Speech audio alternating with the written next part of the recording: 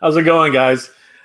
I am live, apparently. So, once again, it's another gorgeous, and I do mean gorgeous, Sunday afternoon, or what I'm talking about, Sunday evening.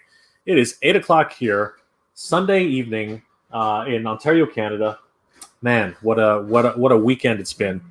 I've been, God, just so many, like, if you guys had been here for last night's stream, sorry, I guess it was last night. No, yesterday morning stream. I guess that's the way I should actually be talking about it. If you were here for yesterday morning stream, I was dead tired, and today I'm much better. I'm much better today. But last night yesterday morning I was completely spent, and there's probably a good reason for it. It's not the best reason, not entirely, but the reality is we finally started opening up. Ontario finally started opening up its doors. People were allowed to go shopping again for the first time in a long time, and yeah, I was one of those guys who was up at the crack of dawn and wanted to see exactly what was out there, because for the longest time I was literally, like most of the hunters out there, I was kind of like window shopping for the most part, barricaded from all the action figures, literally feet away from me, and just drooling at the entire stock that was available in the aisles. And for the first time ever, on Friday, they opened up the stores, and at 15% capacity. So 50% capacity in a Walmart, it's about 200-300 people, whatever that is, right? I'm thinking. I'm not really 100% sure, but it's definitely a hell of a lot more than zero. So we finally got an opportunity to go hunting, and I took every advantage of doing that. So I literally went all around to all my old spots, all the hunting spots that I'd been hitting for the better part of a year. And yeah, I got up at the crack of dawn. It was literally like 7 o'clock, like 6:30 in the morning when I got up. Got to a Walmart by 7:15, and yeah, what an experience that was for the first time when all hunters can actually go out. And I was explaining last night, yesterday morning, that, man, the ones you got to watch out for are not okay. So in terms of the hierarchy of toy hunters, like guys like me who are into just action figures, Transformers, all these great 80s toys, whatever, right? We are pretty civil. We are actually the guys who, when we bump into each other, whoever got there first, all right, bro, you beat me. There's your action figure. Have fun, And we even talk with each other. Right? We have pleasant conversations about what we're collecting, stuff like that. But every now and then you're going to meet a scalper. Every now and then you're going to meet a guy who resells on eBay or whatever. And then every now and then you're going to meet somebody who's just pretty much a dick, right? And he's not, he or she is not really cool. They don't really cooperate. They pretty much take 5 or 6 figures, and but they buy for their friends, so it's sort of understandable in that sense. But you could be nicer about it, I guess. But, and I do mean a big but, the ones that you got to watch out for, honestly, you've got to be careful around these guys. Oh my God, Hot Wheels collectors. Oh my God, Hot Wheels collectors are a different breed of collector, man. They're ones who, man, they will bite your arm off if you're not careful, man. And it's crazy because Hot Wheels are like what, $1 sometimes, $5 for the premium ones. Yeah, man, and they're just out there, and like whenever I go toy hunting, I always inevitably bump into a Hot Wheels collector who's only hanging around the Hot Wheels aisle. And those guys, you always realize, man, he's out here for the cars. And yeah, man, they're vicious. I got to tell you, they're crazy. I was at a Walmart one time, and I remember I was looking for figures on the skids, and I made the mistake of grabbing one of the Hot Wheels boxes.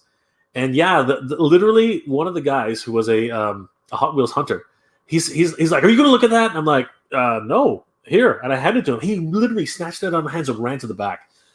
He cut it open and started like rifling through the whole thing. I saw him doing it a little bit later. and he was like grabbing all the doubles and singles, and I guess all the ones that are anticipated in that wave. So yeah, that was that was my first experience with dealing with a Hot Wheels collector. And yeah, Friday morning, man, they were out in full force. 7 o'clock in the morning, really early. They were all there. A couple of us who were action figure hunters, we were there too, and they were all clamoring over all the new Hot Wheels that were on the pegs. And then I guess for whatever reason, they started shoving each other and yelling at each other. Got into a huge fight, a huge argument. And yeah, it was kind of like what's it called? School ground, like a schoolyard playground antics. Like I have to say it that way. They were literally shoving each other, yelling at each other. That's mine. Don't touch it. I have first dibs. It was crazy. And then the shoving and muscle flexing. It was crazy to see. I was shocked. I was shocked to say the least. And then the rest of us, all the other like action figure hunters, were like, "Hey, bro, what's going on? Like, a long time no see. How's it going? Like, oh, did you find this Captain America? Yeah, he was cool. Yeah. Oh, I found a Vision, and yeah, hey, there's a Transformers over there. I think you haven't seen. It's like, we're all cooperating, and those guys are literally like ready to go to fisticuffs. It was nuts. Yeah, that was crazy. So Friday morning, from at least 6:30 in the morning all the way until late evening. And what happened was a couple of friends came over because we could finally have at least one guest. And yeah, they we played a few games. We went and grabbed the coffee, and I was still up. So I was like forcing myself to stay up. And then I remembered I have a 1 o'clock stream in the morning.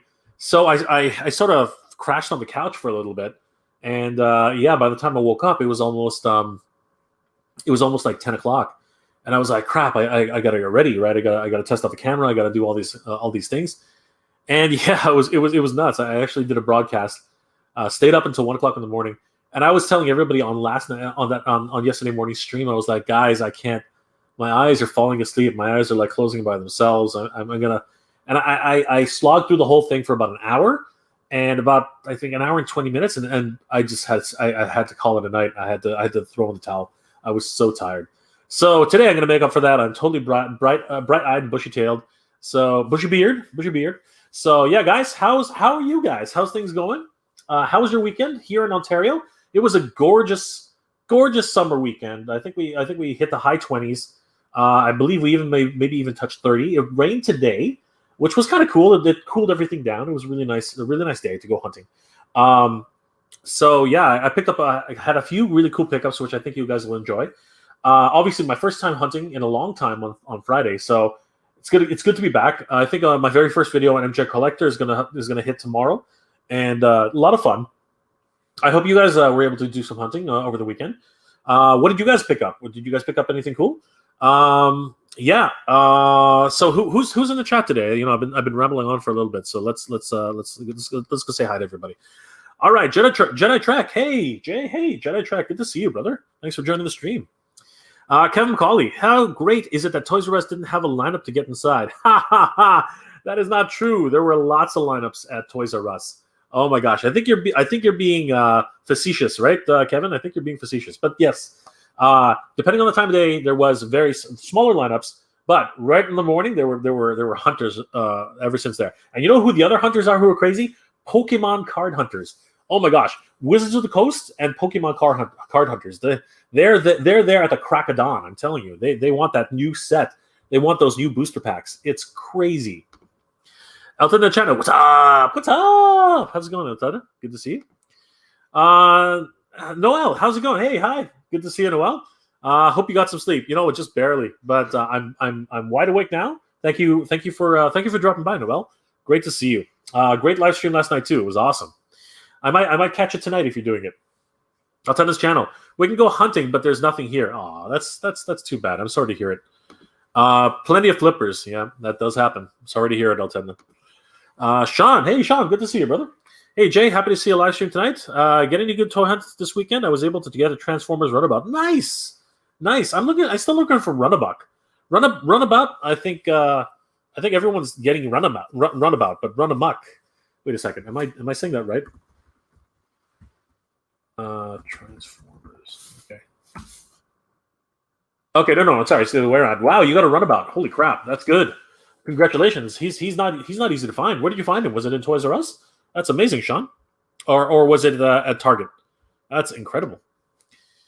Good stuff, Kevin. I counted 20 grapplers at Shura Toys R Us. I don't know what happened. I saw the same thing. I was like, for the longest time they disappeared. They were gone. Right. All the grapples had pretty much. And then all of a sudden, like a vengeance, bang! 20 freaking. Like 15 at one place, 20 different ones at Sherway Toys R Us. My gosh. Oh my goodness. Crazy. Just nuts. Kevin, Jay, why is Earthrise Starscream on clearance and Siege is full price? What? I'm heading to Toys R Us tomorrow. Are you serious? Earthrise is on clearance? Damn. I'm going to go check that out, Kevin. Thank you for the tip. That's awesome. Noel, we'll be doing the live stream the final day of the Wonderfest in 3 hours. Sweet. I'm gonna go check it out. So I need to get busy. Good luck with your stream, Jay. Thank you, Noel. We'll see you soon. I'll be yelling at you from across the room. Calvin Carpenter. Calvin, good to see you. Thanks for joining the stream. Yo, I had that happen this morning. I found a Galvatron at Target. We have a posse that's scalping figures at Target employees and helping them to scalp. No, that is terrible. I'm sorry to hear that, Calvin. Oh my gosh. I wish there were managers around who you can complain to, because that's terrible. That really sucks. I'm sorry to hear that, Calvin. Sean, Hot Wheel Collectors, LOL. I saw for the first time Friday and was insane. They were so serious and just grabbing whatever they could grab. Yep. They're savage. Savage, I'm telling you. They are literally out to get it. Do not put your hand in the reach of a Hot Wheels collector. It will get bitten. I'm telling you, it will get bitten. It will get slapped. They're like, bang, stay away from my Hot Wheels. Oh, just crazy. Crazy. Savages. Pure savages. Knights of the Old. Hello, Knights of the Old. Good to see you.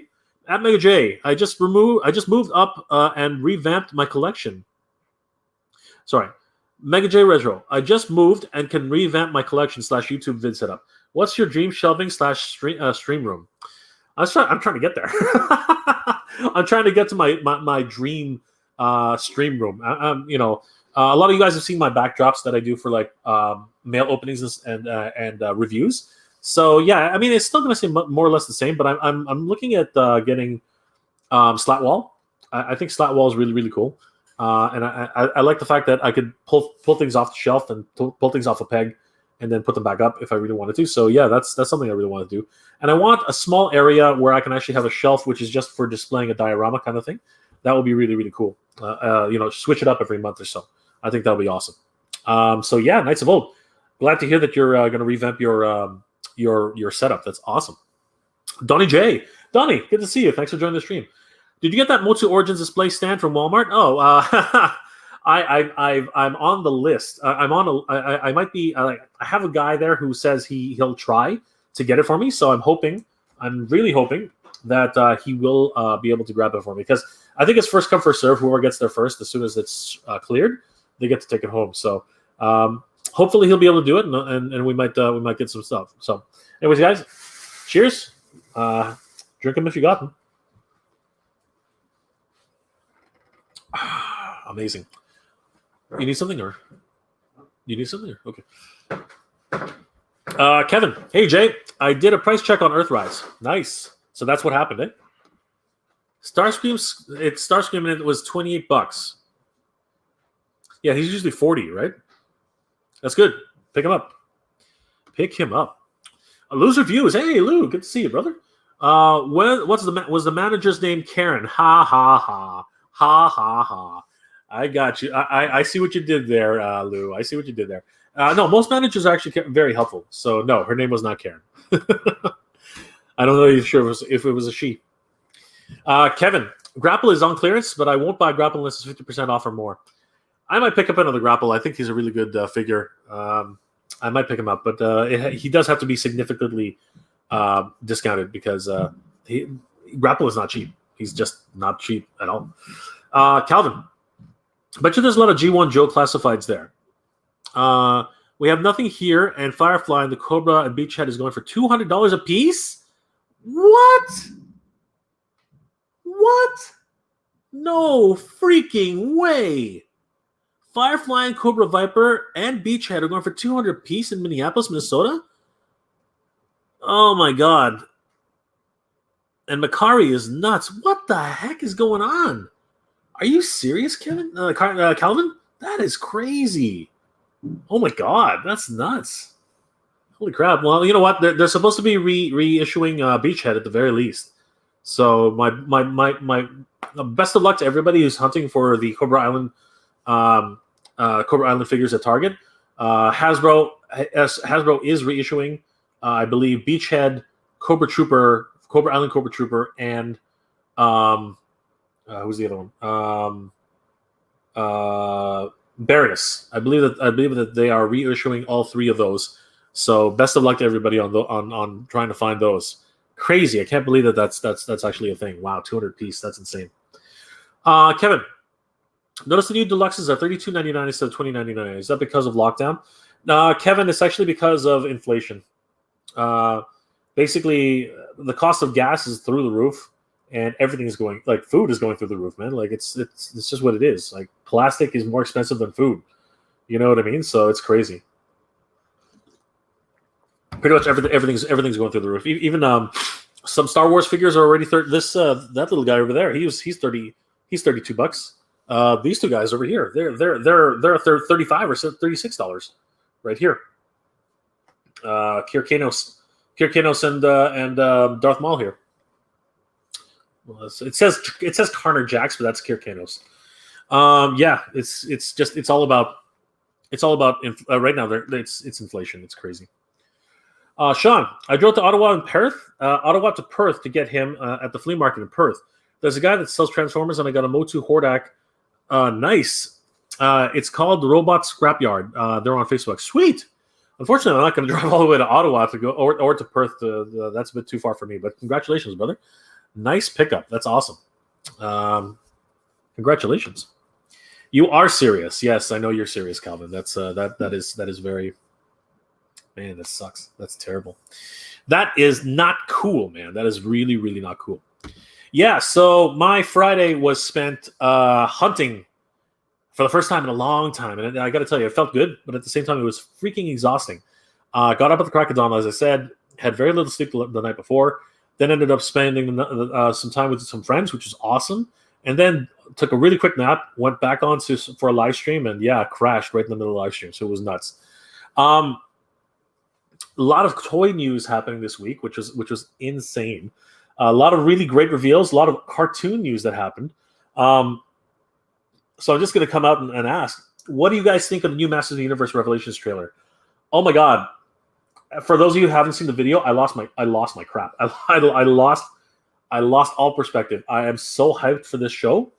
I can't tell you how excited I am for the new Masters of the Universe Revelations. Are you guys excited for it? Let me know in the comment section, guys. Tell me what you think of the Masters of the Universe Revelations cartoon, which is coming out July 23rd, only on Netflix. So I'm super excited for this. I'm super hyped for it. A lot of people, there are a lot of like varying opinions about it, but ever since I saw the EW exclusive, I was really super hyped for it. I think the character designs look great. He-Man looks incredible. He's freaking huge. He's been juicing up. Skeletor, Clawful. We got a glimpse of Clawful. We saw Trapjaw, Man-at-Arms, Tila. Oh my God, Battlecat looks like oh my God, he looks insane. So yeah, really, really excited for the Master Universe Revelations. I'm super excited, super hyped for that. Can't wait until we actually see the first episode. Now, there's a lot of people who are having opinions about what the show is actually about. And here's my 2 cents on it. Just because a lot of people have been asking me the same opinion, and I've been saying the exact same thing every single time. Okay, and I've been consistent with this. And I think everyone needs to take a step back. And you don't have to take my opinion, as gospel. You don't have to do that. But this is my opinion, and I hope that this will help answer a lot of questions. So Kevin Smith just did, actually, I watched a video earlier today. Kevin Smith just did a deep dive into what the series will actually cover. And it has been confirmed it has been confirmed that Tila will eventually become a protagonist in the show. We don't know if she's going to be the main protagonist yet. More than likely, she will be. More than likely, she will be actually the main protagonist and taking a journey of discovery, which is why the whole series is called Revelations. Now, a lot of people are literally coming to me and saying, "Well, why would they call it He-Man if Tila is going to be the main hero?" And I'm like, "It's not called He-Man. It's called Masters of the Universe Revelations." So there's like people are forgetting that the Filmation series was called He-Man and the Masters of the Universe, right? But today, Kevin Smith has decided to take the series and take it from the Masters of the Universe or Revelations, positioning. Because when you think about it, there are more than one Master of the Universe, right? Skeletor could become the Master of the Universe. The Sorceress could become the Master of the Universe, right? He-Man never wanted to be the Master of the Universe, but, does have a lot of power. So, ultimately, who becomes the Master of the Universe? Is it because of the power of Grayskull? We don't know, right? So, a lot of people are hung up on this idea that Tila is going to be this heroine, and she's going to have to save Prince Adam, or maybe He-Man loses his powers, or whatever it is, right? And a lot of people are kind of concerned, very, very, very, very, very, very, very concerned that this is going to ruin the Masters of the Universe brand, and people are going to jump ship, and they're going to not like the series, and blah blah blah. And you know what? Here's what I have to say to that. Okay, I got into a few slightly heated discussions with a few people about this, but I do have to basically iterate what I'm feeling. I'm feeling excited. Okay, that's the overall feeling I have. I'm freaking excited for this series. That trailer that threw me over the edge. I'm so hyped for the series right now. It's insane how hyped I am for the series. The toys, they're starting to hit the shelves. I'm liking the way they look. They actually look pretty cool. A lot of people were concerned that the heads were a little bit too small. I think that might be the same case for Skeletor. He-Man's head looks a little bit more proportioned than I thought it was when I first saw it. So maybe it's just the angle that they were taking the pictures at. And, God Skeleton looks really cool. As I've always said, I really do like Evelyn. I think she's the best out of the bunch. Her design is really, really cool. Mossman looks amazing, right? So I'm really hyped up for the figures. And, of course, Battle Cat. Oh, my God. I'm buying 2 of him right off the bat because I need a Battle Cat for my classics He-Man and my Club Grayskull He-Man. I totally missed out on Battle Cat for the classics, and now he's like $300 if you want to try and buy him. So I need a Battle Cat in my collection. So that Battle Cat is gonna be in place of my Master Universe classics. I'm hoping some entrepreneurial, really talented person out there, somebody who's a really cool sculptor, will actually make a classic Battle Cat helmet for that Battle Cat, because I will be first in line to go pick that up because I really want a classics helmet for that Battle Cat. I think it's going to be awesome. But what really gets me about that Battle Cat is when you take us off his helmet, he looks like Cringer. He actually looks like freaking Cringer. He looks amazing. Like little snaggletooth, whatever it is, or maybe just two little teeth. It looks awesome. Loving that idea. But I'm getting sidetracked here, like I always do. Anyway, here's what I've got to say about the Revelations cartoon series, the anime series. Sorry. Regardless of what happens in the series is called Masters of the Universe. And yes, for the most part, the original series, He-Man and the Masters of the Universe, centered around He-Man and sometimes around She-Ra and She-Ra the Princess of Power. But in my opinion, I want to be entertained. So, and I love these characters. I love He-Man. I love Skeletor. I love all the Masters of the Universe. I love She-Ra. I love them all, right? I haven't seen the new She-Ra Netflix series, and trust me, I won't. I will not be watching that series. The character designs really are not. They don't do it for me. They look like it literally is a children's cartoon, which is fine. But the He-Man, which I grew up as a child, he was muscle bound. He was drawn with a very adult body. Right, and the stories themselves were for kids, yes, but they were told through the actions of adults, right? Whereas the She-Ra cartoon is definitely aimed at kids and drawn with kids, right? I think She-Ra, she gets bigger. I'm not sure, but I'm not sure she gets any older, right? Because Adora is very young, right? from what I'm seeing from the show. I don't actually, I've never actually watched it. So it's actually not. It's not a good thing for me to comment on a She-Ra show when I've never actually watched it. So I'm gonna avoid that. But I am so looking forward to this new Revelations series, and I just want to really just get my point down, and then we're gonna move on. I could care less whether or not He-Man is the main protagonist of the show. I know a lot of people are gonna hate me for saying that, and a lot of people are gonna judge me for saying that. Go ahead, go ahead. I totally want you to make an opinion on that. That's fine. I welcome it. I welcome the opinion. But this is my point. If you give me a moment to explain, this is my point. I love good stories, and one of the biggest stories that was left untold in the Masters of the Universe, He-Man and the Masters of the Universe Filmation series, is Teela's destiny. We knew from the very early on. I think it was halfway through season 1 or possibly through season 2. We found out that Teela is actually the daughter of the sorceress, okay, and that she has a very specific destiny. I'm very excited to find out about that story. I really am, and I don't care if He-Man has a small part to play in it or if he has a bigger part to play in it. Right? This is something where. And I'm not trying to defend Kevin Smith at all. I don't really care about why he wrote it this way, but I am very interested in seeing where this goes. The way I believe, and the way a lot of people are talking about this on YouTube and on the internet, is that the first 2 episodes are going to be He-Man centric, so that we can tie up loose ends and then basically parlay that into an event which allows for Teela to realize her destiny and then have to actually go out and seek it, right? And there's really nothing wrong with that. I think that's actually a really cool setup, and I think it's an interesting way of doing it, right? I don't mind that type of concept. So that aside, here's where everything turns on its head. I have what I call a 3-episode rule. Anybody who knows me, anybody who's followed me for any length of time knows that I have a 3-episode rule. So the way it works for me is if a show does not catch me in 3 episodes, I walk. And I've done it many times. I've done it so many times. I have not watched Game of Thrones. I know a lot of people are going to judge me for that too, but I don't care. I don't. I look, just looking for the very first 3 episodes, they didn't catch me.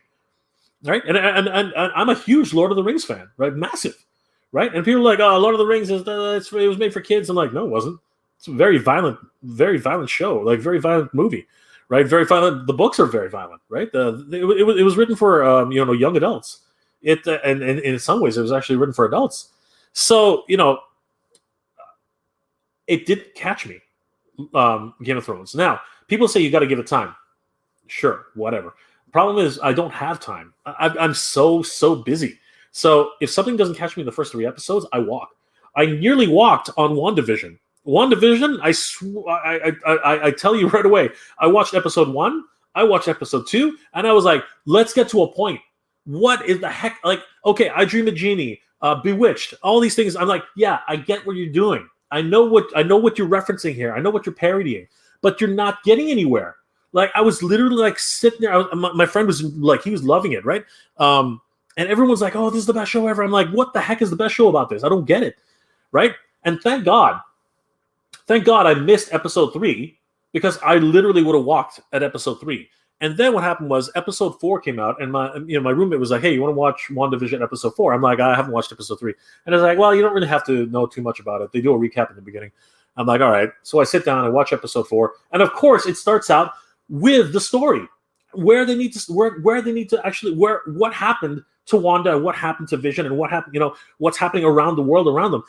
So I finally get some meat, and I was like, okay, fine, I'm going to watch this episode, and thank God I did, because it actually ended up being a really good series, right? And again, I'm getting to a point. So my point being is this: I really want to give Masters of the Universe Revelations a chance, and the reason being is because I do like Kevin Smith's work. I'm not a big, super huge fan of Kevin Smith. I love Dogma. Clerks was a lot of fun. What was it called? Jane Silent Bob. They are what they are. But Kevin Smith does make entertaining films, so I know that he can do something with this series. At the same time, that trailer was freaking kick ass. Okay, that was bad. It was kick ass. It was really it knocked out of the park for me. I'm totally hyped for this movie, for this series now. But there's everybody and their mother's talking about how he was trying to, pull the wool over everybody's eyes. It's actually about Teela. He should have been honest with us. Blah blah blah blah. You know what? We knew about that since PowerCon. So what is your deal? We already knew that it was supposed to be Teela. We already knew that it was her journey.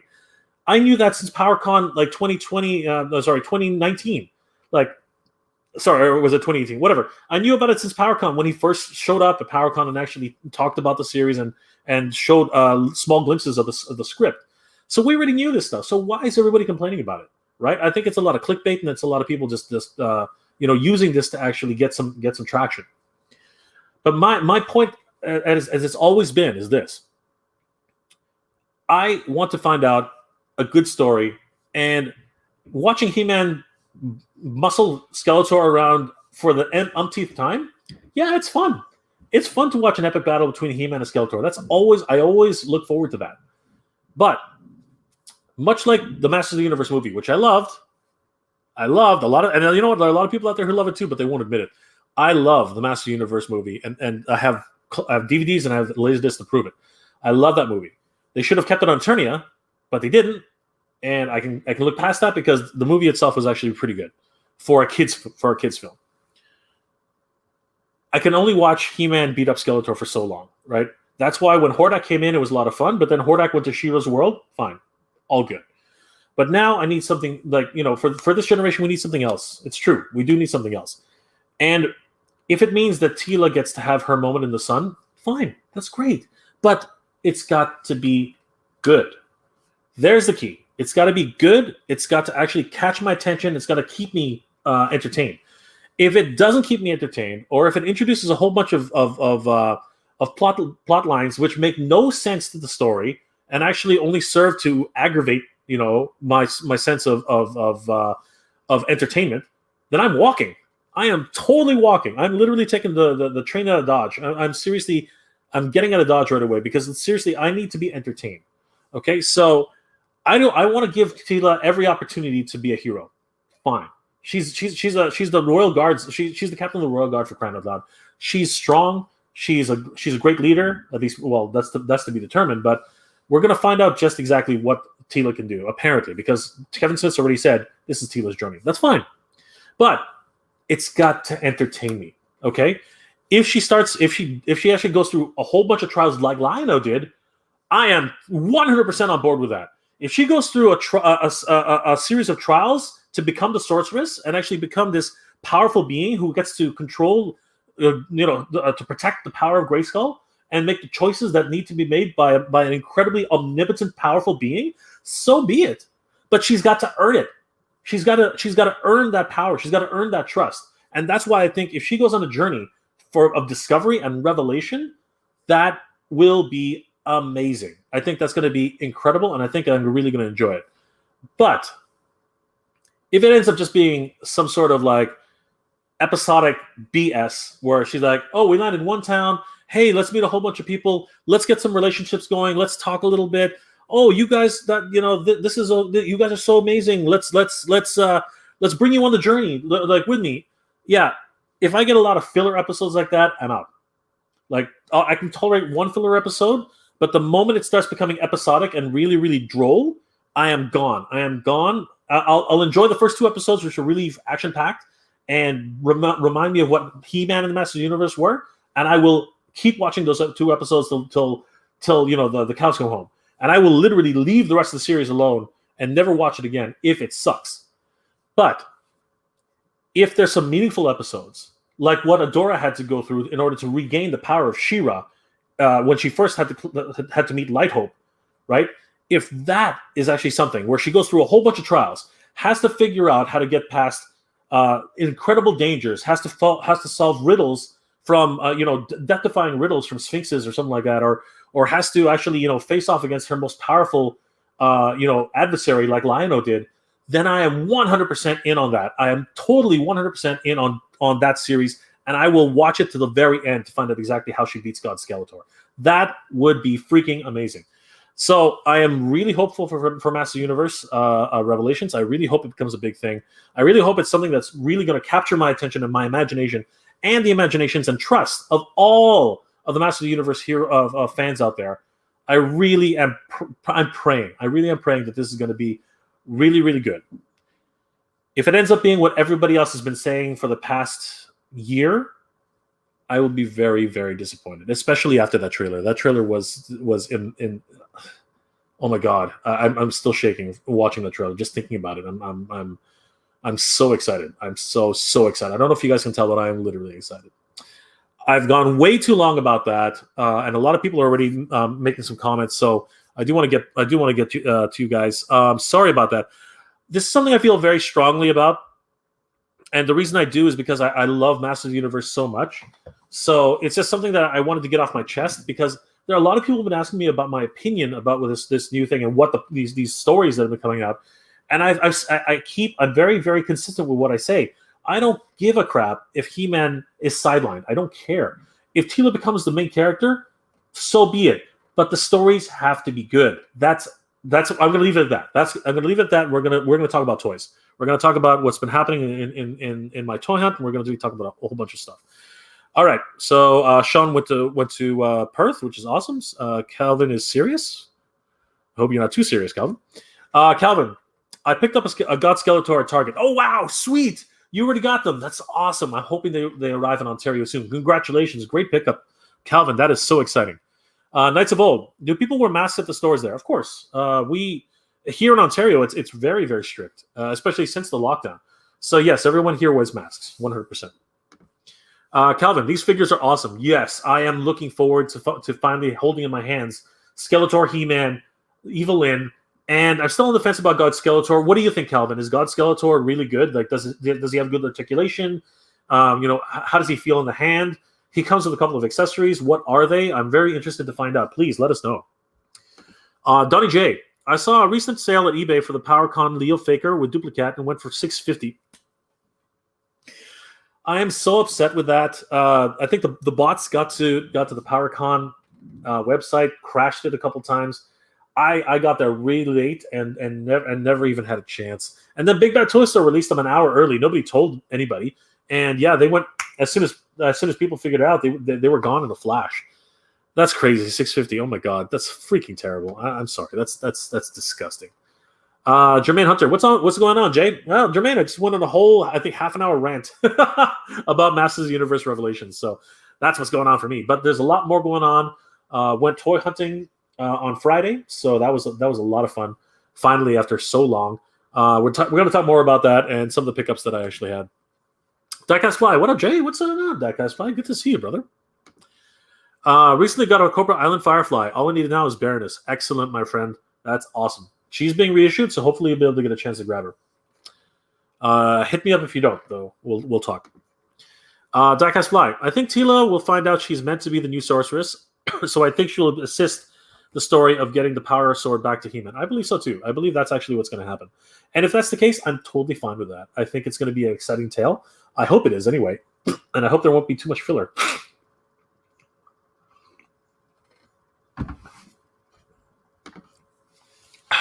Glenn, good to see you, Glenn. Good evening.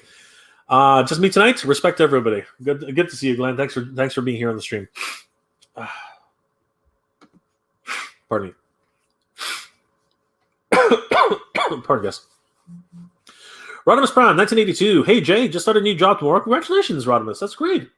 Also found today that there are 4 Retro Joes, so I bought 2 of each. 2 to mount to my wall and 2 up in the display. That's great. Great pickups, Rodimus. Congratulations. Awesome stuff. Gurgita Weebs. Hey, Jay, respect on your respect. I respect your thoughts. No one can stop you from watching what you like. If it's good for you, more power to you. I finally got a Castle Grayscale set.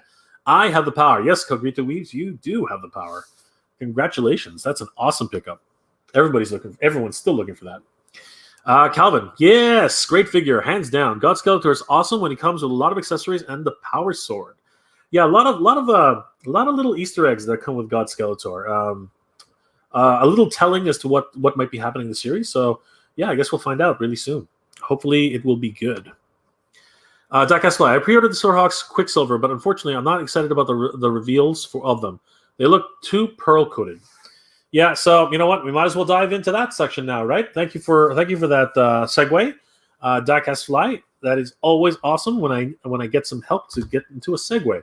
So let's go ahead and let's talk about something which is something which is just going to be absolutely polarizing to so many different people, including myself. But let's talk about it. So let's have a quick look at Super 7's new flagship. At least it's probably going to be their flagship for a little while anyway. So yeah, let's have a look at the Super 7 Silverhawks. Guys, I got to tell you, I did a whole video on this. I am super stoked for this line. It's better if you can actually see me. Yeah, I did a whole video on this, guys. I am super stoked for this line. I am abso-freaking-lutely excited for these Silverhawks. They are incredible. They look amazing. And we are going to talk about the controversies. We're going to talk about what a lot of people's opinions are. And it's not that I don't share them. I do share a lot of what people are talking about in terms of the paint deco. Let's just say it. Let's put it out there.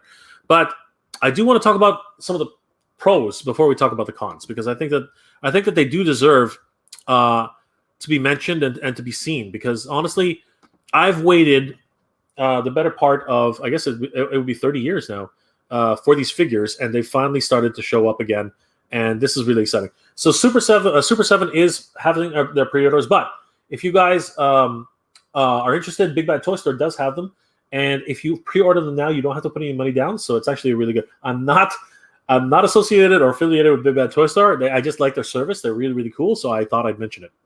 All right, so let's have a look at this, guys, because this is something that really is near and dear to my heart.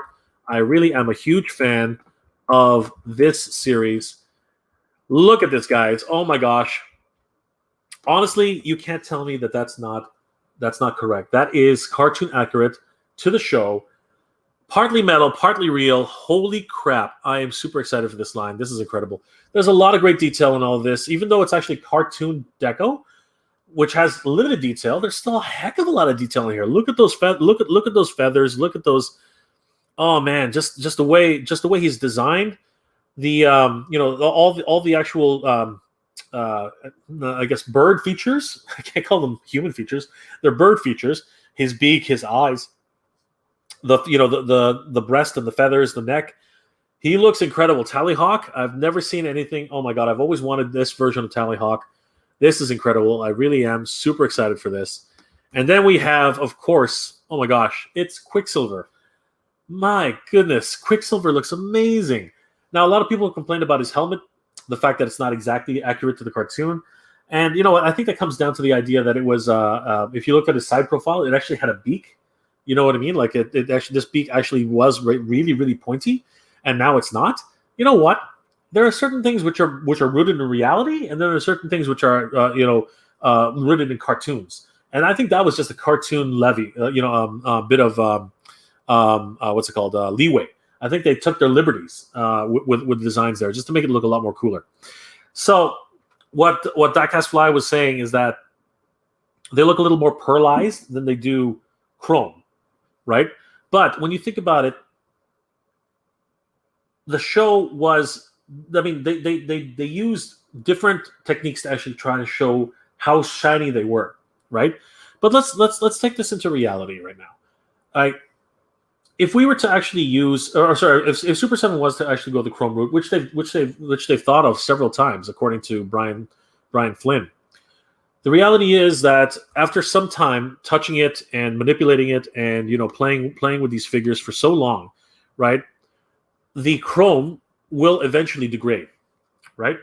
And then you'll be left with a figure which looks much like the way the Silverhawks look right now, if you've ever collected a Silverhawks figure. So let's just take a look at Silverhawks retro figures, right? So we could probably do a search into these all day long, and we're just gonna keep finding examples of Silverhawks which, people who have taken really good care of them, by all means, that's amazing. But early examples, like this guy had to repaint his. This is not the Chrome, the original Chrome. Oh my gosh. Anyway, here's actually a really good example of what will happen to your Silverhawks after you play with them for a long time. This is actually what will happen to your Silverhawks. They are going to have all of their chrome eventually wear away because of the oils in your fingers, right? And as a collector, I would not like, after 5 or 6 years of actually having this and playing around with him on my shelf, I really have to say I'm not sure I would like to have, a bare plastic example of a Silverhawk. And I understand a lot of people are upset with this. A lot of people are like, no, I really want the chrome, because that's what they remember as kids collecting these figures, right? But when it comes down to it, as a collector, later down the road, do you want a figure which is going to degrade over time, or do you want something which is going to last, right? So, by that notion, are you going to wear latex gloves every single time you pose your figures, or are you going to want a figure which, is more cartoon accurate? And as we've said, you can actually see the weathering under his pecs, and right there by his shoulder, you can actually see there's a lot of weathering there too. Yeah, the more you play with vac metallized figures, the worse they're going to look. Unfortunately, that's just the reality of this type of technique with vac metallized characters, right? It is unfortunate, but that's the reality of collecting. Such wonderfully vintage toys, right? They do look amazing. They do harken back to that age of innocence that we had. But for me, I'm really excited for these characters because they are as toon accurate as they can be. Let's just take a look at Quicksilver here. He looks like he just jumped out of the cartoon screen. He looks incredible. A lot of people have talked about how he's kind of like aged. He looks a little bit older than he was on the show. I'm not sure I see that, but I do see he's got this very stern look. And a lot of people have mentioned that they should have included a third head for Darkbird, and that might have been cool. But I wonder if they're actually going to create a Darkbird special edition, and that's actually why. I think Darkbird was just slightly different from Quicksilver. His masked head looks amazing. I do love the way it looks. Again, a lot of people are just complaining about the beak. I really don't have a problem with it. Comes with a host of great accessories, including the controller for Tallyhawk, the 2 blast effects which come off. I imagine they're going to attach to his shoulder cannons. The actual laser effects here, which are really super tiny. They're crazy thin. I hope they don't snap because they're made of translucent plastic. He has a pair of winged arms and a pair of regular arms, which is incredible. Just loving that. I love the decision they made there. It's always fun to have figures which have a gimmick. Like, with the original Silverhawks, you squeeze their legs together and their arms pop out. It was a great gimmick, but for a collector's piece, I think this is they went in the right direction. 6 additional sets of 6 additional hands, 2 fists, 2 slightly open clasps, winged hands, and his more open splayed out hands, which is really great. And I really love the fact that he comes with a Tallyhawk with his wings down. Incredible. Really loving this figure. I'm super excited for it. I know a lot. Again, this is going to be a polarizing type of figure, mainly because, again, a lot of people have a great affinity towards these characters, and in this case, a lot of people do remember the vac metallized figures, and they really want that type of nostalgia, and I get that. I get that very much. But I think here we kind of get the best of both worlds. We still get the cartoon aesthetic.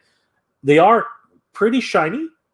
They're not as shiny as they could be with vac metallized, but I think that these ones will last longer in terms of their overall paint deco, and I think that's a win. I really do. And then we have Steelheart here. Wow, what an incredible figure! Really loving the way she looks. A really huge attention to detail here. Quicksilver was very much a chrome, bright silver, deco, whereas Steelheart was very much gunmetal gray in the series, and I really love that attention to detail. She's definitely got her gunmetal gray appearance. Got two faces. One is a very anime face, which I kind of like it. I kind of like the anime look. It's she's got slightly bigger eyes. She's got a very round face, which is very anime-ish, right? But if you don't prefer that face, she's also got her more stern look, which is very reminiscent of the way she looked in the series. She was actually a very serious character, so I really like that about her. And her masked face looks amazing. I do love the way it looks. This actually, to be honest with you, between these two, it's going to be hard for me, anyways. Between these two looks, it's going to be hard to figure out which one I want her to be in all the time. More than likely, it's going to be her partly metal, partly real look, but that can change in a drop of a hat. She has her bird companion. I have no idea what it's called. If you were to give me a trivia about this bird, I would come up with a blank every single time. Love her winged arms. They look amazing. Comes with an additional 6 hands. Again, 2 fists, 2 slightly open, 2 winged arms, and slightly splayed out hands as well. The blast effects, which again are really super thin, I'm kind of concerned about that. And her bird companion also comes with wings down, which is incredible. I'm super excited about this. This is something which I've been waiting for years. So, guys, what are your thoughts on this? Because honestly, I'm all in on this line. Super excited about these characters. They are really, really doing it for me. I know that, again, it's going to be a polarizing thing. Some people are going to say that they absolutely will not buy them because they have no vac metallized parts. I can respect that. I can totally respect that decision. But I do have to say that you will be missing, like, whoever makes that decision just because of that, I think you're going to be missing out on an opportunity here. They do look so cartoon accurate, as you can see. They look incredible. I have in my opinion, they look freaking incredible in terms of like a cartoon aesthetic. I think they look amazing. Jermaine Hunter says, yeah, catching up on all my classified series as well. Excellent, Jermaine. Happy hunting, man. Will so. Hey, Will, good to see you. How's it going? Rodimus Prime. Ronox has been showing up at Walmart, and Cyclonus has been reissued. That's awesome.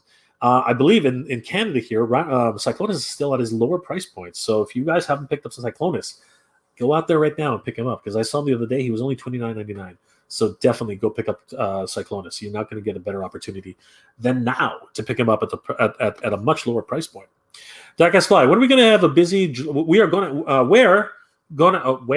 we are going to have a busy July with some episodes of Loki, Black Widow, Snake Eyes, Masters of the Universe, and Transformers Kingdom.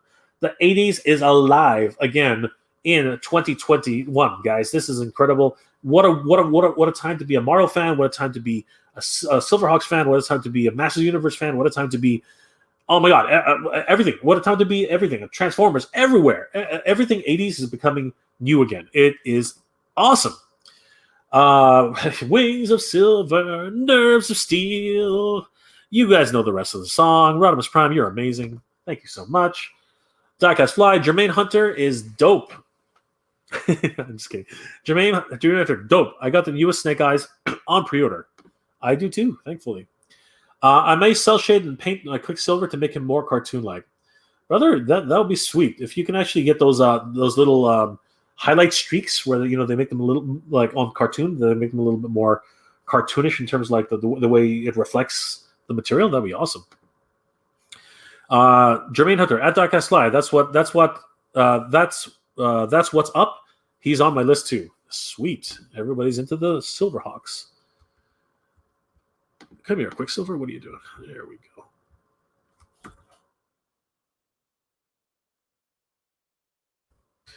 go. Knights of Old. Jay, can you talk on the psychological aspect of collecting new figures? I collect vintage toys and the nostalgic feeling of my youth, but I can't sink money into anything new for some reason.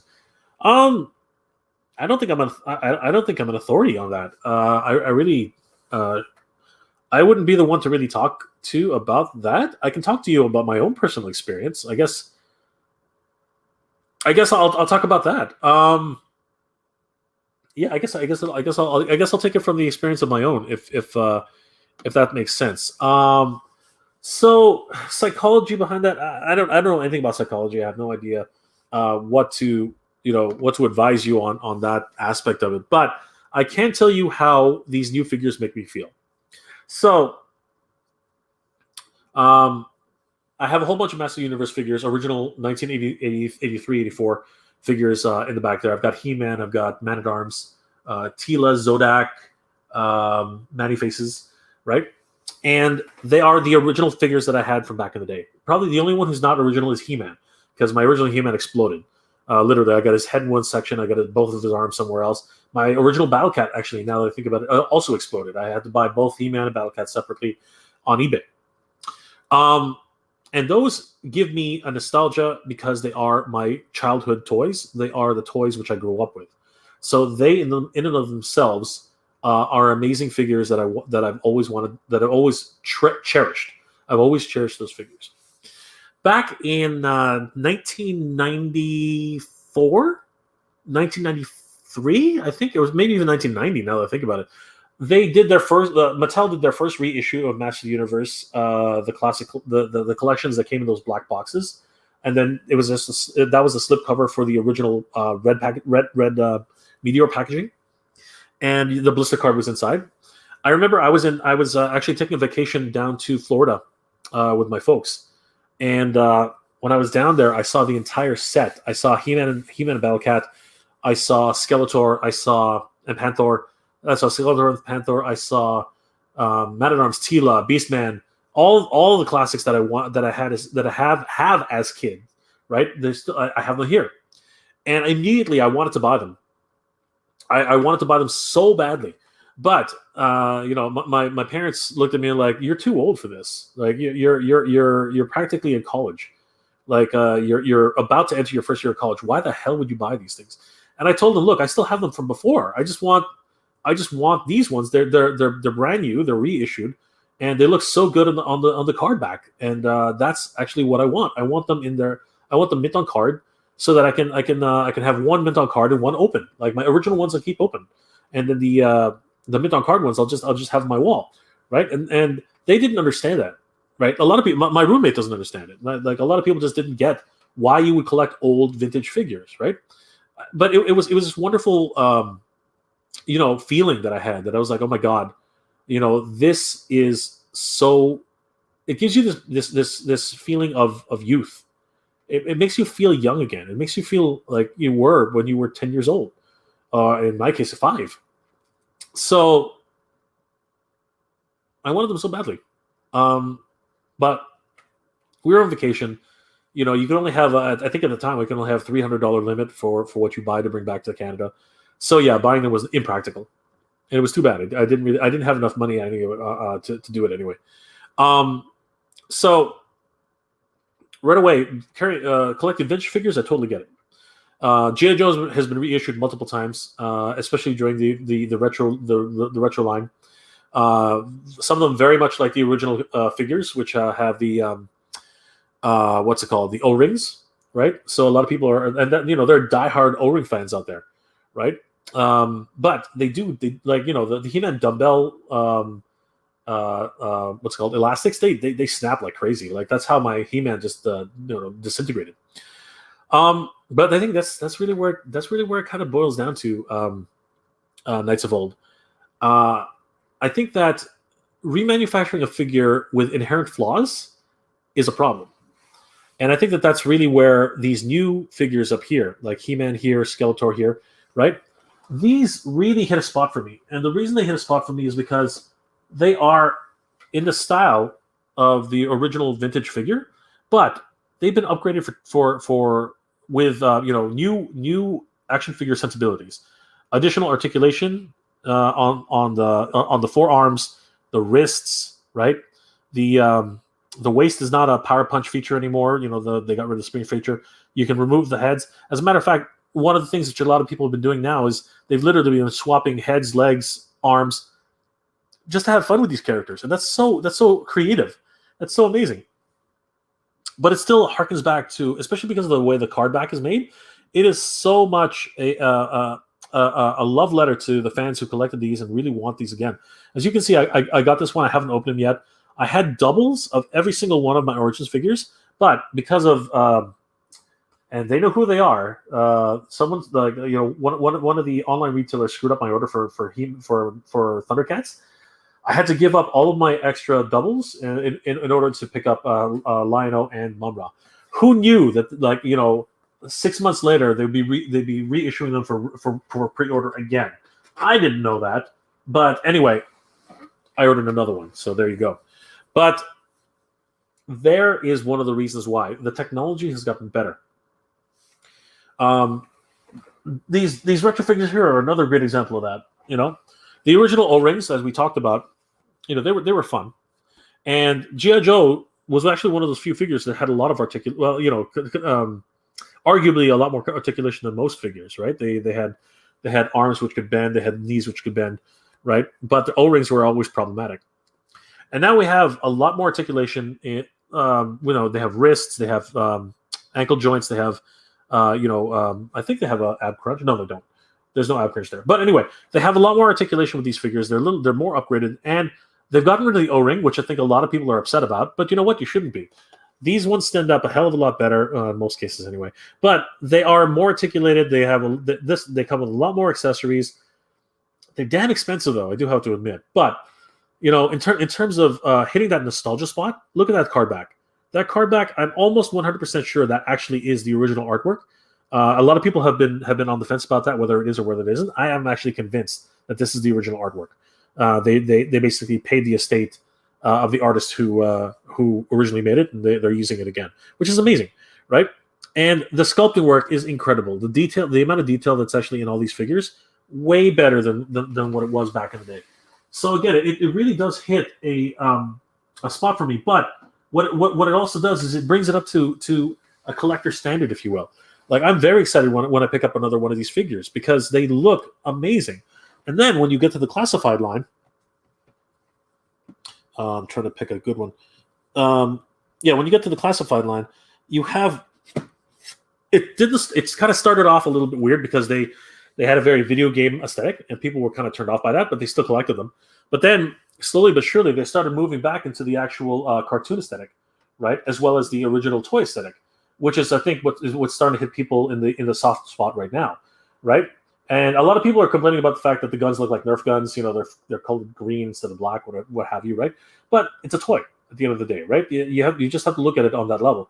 But the amount of articulation here, the amount of technology that's actually been re-engineered into this is incredible, right? All of the points of articulation, the ab crunch, what is it, like 25, 26 points of articulation, something crazy like that, right? The fact these guys can really, really pose really, really well, and they look so good on your shelf. Right, so there are collectors who only collect vintage, and then there are collectors who really want to collect, the brightest, the newest, and the best. Right, so these are that spot where they're not just appealing to younger collectors, but they're also appealing to old collectors who grew up on this property. And I think that's really where, if there's a psychology behind it, that's really what it is. You're literally recapturing an audience which grew up on this type of figure, but bringing it up to a 2021 technology and really making it more appealing for older collectors to actually have this. And when you think about it, this fits way better in my hand than one of those retro figures. I feel like whenever I pick one of those up, I'm like, oh my god, this is a tiny little toy, right? I remember it being so much bigger when I was a kid.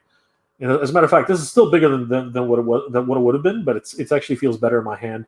Because it's sized for the type of figures, the type of hand that is an adult collector. So there's a lot of arguments to be made about that. But if you want to, you asked about my opinion on that. That's actually pretty much my opinion on that. I think that they know that the toy companies have found that retro has a market which has a lot of disposable income, and really, kids today are not buying toys.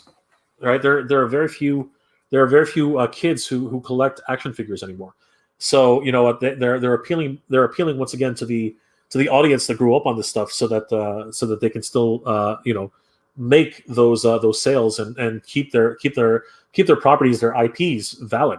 So I think that's pretty much. I hope that helps to answer your question, Knights of Old. I understand you don't want to sink your money into these newer figures because they just don't appeal to you. But they seem to be appealing to a lot of other individuals who grew up on these figures, like myself. So I hope that helps to clarify that. Diecast Fly. I know vac metal would be difficult, but I thought they would at least use metallic paint. There's ways around it, or go tune like Nekatoon TMNT Shade Deco. So Diecast Fly, I am 100% on agreement with you. I was actually hoping that they would use the same technique that they did with God Skeletor in the movie versions of Masters of the Universe. I thought that was an amazing application of metallic paint. I thought it looked amazing. It's got a sheen about it, but it doesn't really reflect.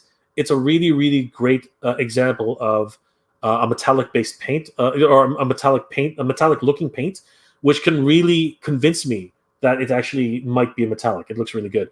And what Hasbro did with the Mandalorian helmet that I bought the other day, it looks incredible. It literally looks like not Beskar, but it looks like some sort of chrome. It really does look amazing, and it's not too reflective. It looks incredible. So yeah, I know exactly what you're talking about, Diecast Live. I really have no answers to that, but I will say this: that paint is actually tarnishing. Like every time I touch the Mandalorian helmet, I've got to wipe it down because the oils on my fingers are really starting to actually change the color. So I'm now thinking that every time I touch that thing, I'm gonna have to wear gloves. So there you go. Already there's some drawbacks to actually having that type of paint deco. At Jermaine Hunter, I hope they announce the Crimson Twins soon, and I pray that they are not separate. The Crimson Twins? Are you talking about the? Hold on.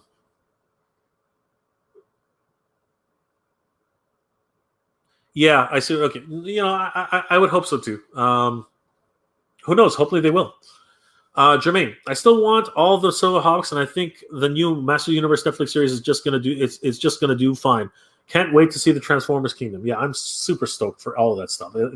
Right now, it's a great time to be an 80s cartoon fan. It's a great time to be a toy fan as well. It's incredible. Jermaine, Diecast Fly, I need them in my collection. Absolutely. Will, I can't wait to see your new toy hunts in the government-lifted lockdown. Thanks, Will. I appreciate that. Kevin Masters, hey, bro, would you agree that these new Silverhawks figures could be better, but for the price point, they're good enough? I am very excited about these figures, regardless, Kevin. I think that they hit the mark just enough. I would have loved them to be, vac metalized. I think that would have been a great addition.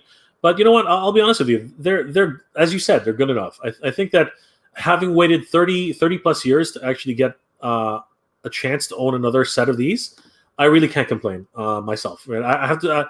The reality is, I just have to be grateful for what we're getting. It's just an amazing privilege to be able to get all of these figures, which haven't been toys in years, and now all of a sudden, after so long, a company comes around, and yes, the price point is very high, and I'm going to do a whole video on why that is. But it's incredible that we're able to get these figures. It's an incredible privilege to be able to have a chance to buy these because they do look incredible. They really do. And I know it's not for everybody. I know that people really want the chrome, the back metalized chrome. But you know what? There are a lot of reasons why they didn't, and they explained themselves for those very reasons. So I think we all have to sort of take a step back and realize that sometimes you can't have your cake and eat it too. Sometimes there are pros and cons to certain things. So anyway, if you're all in on it, please by all means go grab it and go pre-order now. If it's not your thing, wait for the Chrome version, because I do have a funny feeling that with all of these with all these calls for a version with Chrome, they can't deny that. They cannot deny that regardless of the consequences of putting it in Chrome, people want it, and eventually they are going to issue a special edition version. If this line is supported. If this line is not supported, it's going to be hard to justify making another figure. Rodimus Prime, Jay, did you order a Cobra Commander helmet with that GameStop link I sent you last stream? So Rodimus, I did call up the GameStop. I don't have GameStop in Canada. We have EB Games. So I'm looking at trying to find it here. But the price is very high. It's about $150 here in Canada. So I don't need it that badly. I love helmets. I'm an avid helmet collector, but I'm hoping that it'll drop in price slightly, possibly even go on clearance. Because if it does, I'm on top of that, like jelly on peanut butter. Like seriously, I would love to have the Cobra Commander helmet. I've seen some reviews. Congratulations to you for grabbing it, but the price is just it's expensive, man. Diecast Fly. I think the new figures give us the figures we wanted we thought we had in the 90s and 80s and 90s. So that's why I collect them while keeping the vintage ones as nostalgia. That's a great point, Diecast Fly. I think that it's in everybody's own memories where everything starts to really resonate, and they really have an affinity towards the type of figures that they want to collect. So yeah, 100%. I'm totally on board with you. Will, went out Friday night to go toy hunting, and I saw police cars and ambulances everywhere, mostly at restaurants and at the mall. Okay, Will, I have no idea why you're bringing that up, but sure. Yeah, I mean, I see ambulances all the time, so I have no idea why you're bringing that up. Kevin, you hit the nail on the head. Many people collect toys not because of their worth or physical appearance. It's more to do with bringing back memories from one's youth. Absolutely, Kevin. I totally agree with your assessment. Mr. Stargell, fig review. Hey, Mr. Stargell, good to see you. Thanks for joining the stream. What is up, fellow collector? Not much, Mr. Stargell. It's a good night here. We've had some great weather. How are you, my friend? How are things going in your neck of the woods? Diecast Fly, Mr. Stargell, fig review. Whoa, what's up? And Mr. Stargell says, what's up, bro? Good to see you guys know each other. Knights of Old, it's like the Matrix for me. I can't enjoy steak if I know it's not the real original. I wish I could, much cheaper that way. I'm glad it works out for most. I like the excitement of the IPs. Well, when you think about it, Knights of Old, these are not the same figures, and they're not meant to be the same figures. They're actually new figures. So come 20, 30 years from now, people will have the same feeling that you're having right now. So in that sense, it's not your generation and not the toys that you're collecting, but it will eventually be somebody's generation and toys that they like to collect. So take solace in that. What up, Mr. Stargell? Good to see everybody knows Mr. Stargell. Rodimus Prime. Jay, which variant of the classified beachhead do you have? I have the one with brown eyes. The other variant has blue eyes. I was lucky enough to find both, actually. Through a little bit of digging and a little bit of hunting, I found both the blue eye and the brown eye. So yeah, I have both of them in my collection. I'm actually very, very lucky that way. So thank you for asking. But good to hear that you picked up the brown eyes one, because from what I understand, the brown eyes one is the rarer of the two. So you should definitely keep that one. Don't give that away. Whoa, okay. Neo Celestia, thank you so much for the $5 super chat. You are amazing, Neo Celestia. Thank you so much. You shouldn't have, by the way. Thank you.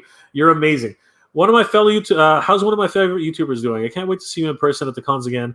I'm going to treat you a coffee when I see you. I think you've already treated me a coffee, Neo Celestia. Thank you so much. I'm going to treat you with a coffee when we see each other. Thank you so much, Neo Celestia. You're amazing. Thank you. Do you have anything? How was your weekend, Neo Celestia? I know that you guys just wrapped last weekend with a big event of your own. So yeah, I'm glad to see everything's still going strong. So yeah, wonderful to see you. Thank you so much for dropping by. Thank you so much for the super chat. You're incredible. You're such a sweetheart. Thank you so much, Neo Celestia. You're amazing.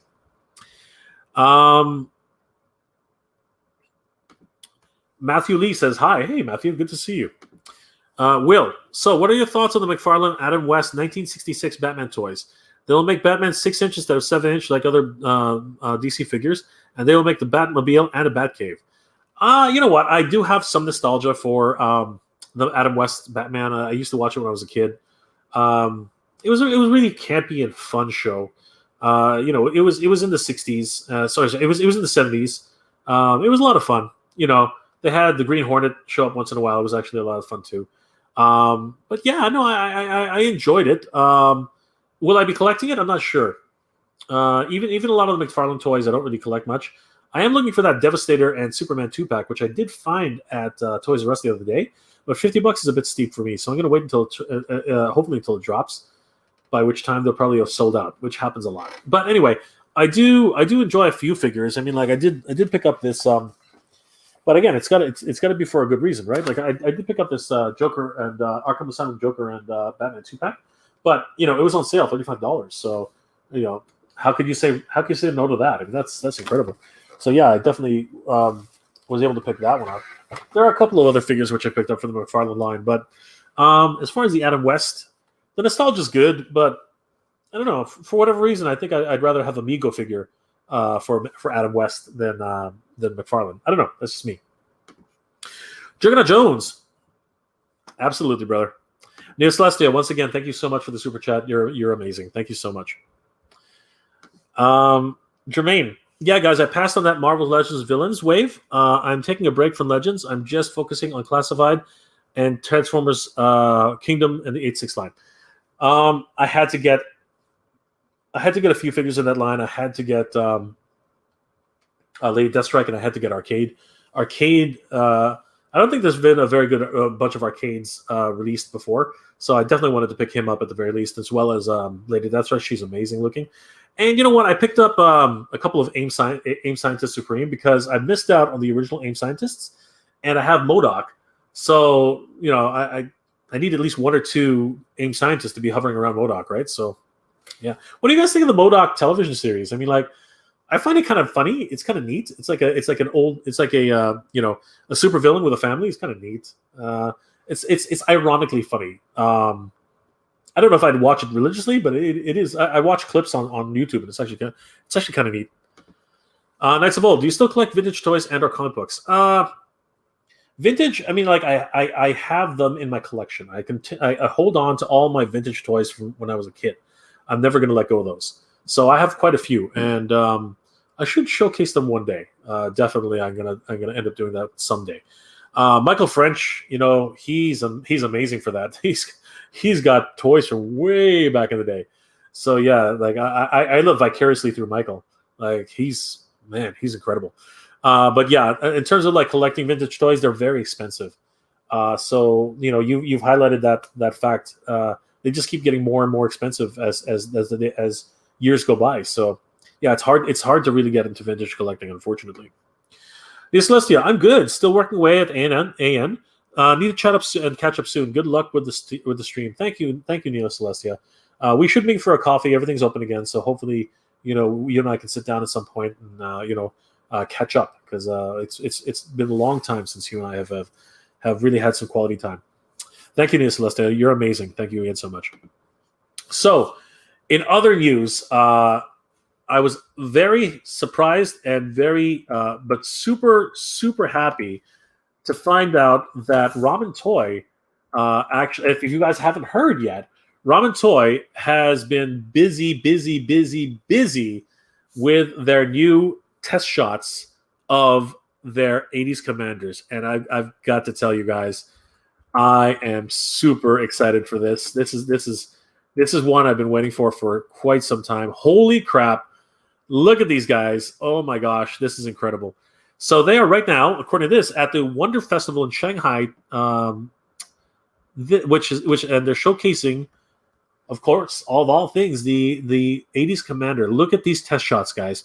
So a couple things about test shots. You probably are looking at these things like, what the heck is this? Are these muscles? No, they're not muscles. They're actually test shots, which are the first pass at what the figure's assembly is supposed to be. So this is what they usually call test fitting. Okay, so these are like test fits of these new characters for the actual molds. Now, especially with characters that have attachments, this is where things are very crucial, because we're dealing with 3mm sockets here. So the tolerances for actually getting the pegs to fit in properly and stick is a big deal. So this is where they perfect the idea of actually getting all of these figures to attach with their armaments, right? Here we see the Air Force Commander. He looks incredible. They don't have any helmets, which is interesting, but I guess they wanted to showcase the faces. You can see all the great stuff from back in the day. The side missiles, the gigantic one, surface-to-air missile, which looks incredible. The 2 laser turrets, which are on the side. The turbines in the back of the wings. Yeah, incredible. There's the Naval Commander. He's looking very Tony Starkish. He's got a goatee, a mustache, looking really, really sweet. You know what? I want a better look at this guy. Yeah, he looks incredible. Look at this. Just love that 80s hairstyle. It's incredible. They got these wonderful shoulder pads which look really really cool. You can see the fin attachment in the front, the actual laser attachment on the side, his torpedo attachment which is on his other arm, and his two I guess they would be turbines on the legs. And on the back he has his breathing his aqua lung that which is attached to his back, which is just sick. This is incredible. And then we have the Army Commander, and yeah, he's he's looking pretty badass if you ask me. Yeah, coming with his side-mounted rocket launcher, his massive bazooka gun, his front-mounted Gatling gun, his sidearm laser turret, and his backpack communicator is just amazing. Love a little. They're showing off a little bit of the articulation as well. Great stuff. Really looking forward to this line. Can't wait for these guys. Here we have a top angle, so we can see a little bit more of the detail of the actual communication gear. Yeah, we can see how big the bazooka is, right? The Gatling gun on the front, really great stuff. We can see the turbine there from Ace. Yeah, we can see the aqua lung that Max is wearing, right? And yeah, we can definitely see some more additional details. Ace is wearing his full flight gear. He's got two turbines on the left and right, that additional laser turret in the back. Wonderful, wonderful stuff. Really can't wait to finally get these guys in hand. They're looking incredible. If you guys want to see these up close, definitely head over to Ramen Toy Facebook page, and you can actually see all of their photos from the Shanghai WonderCon convention. It looks incredible. I'm really, really getting excited for these figures. Man, I am all in on this line. They look incredible. If were you guys fans of Centurions? I don't know if you guys. I never asked the question. Has anybody here been a fan of Centurions? Are you guys excited for this Ramen Toy reveal? And are you guys in on this line? Because they look incredible. I'm really really excited for this toy line. I'm so stoked for it. It's just one of those things which again another one of those things that I've been waiting years for to get my hands on. So yeah, very excited about this new toy line. Really can't wait. The test shots look amazing. Again, one of the things Ace did Ace LeBear, who's been a guest of the show, has done an actual test fitting and actually showcased that on one of his live streams. I think it was like 2 days ago. And yeah, you can tell that they're test shots because the legs don't fit exactly right. Some of them were actually backwards when he first put them together.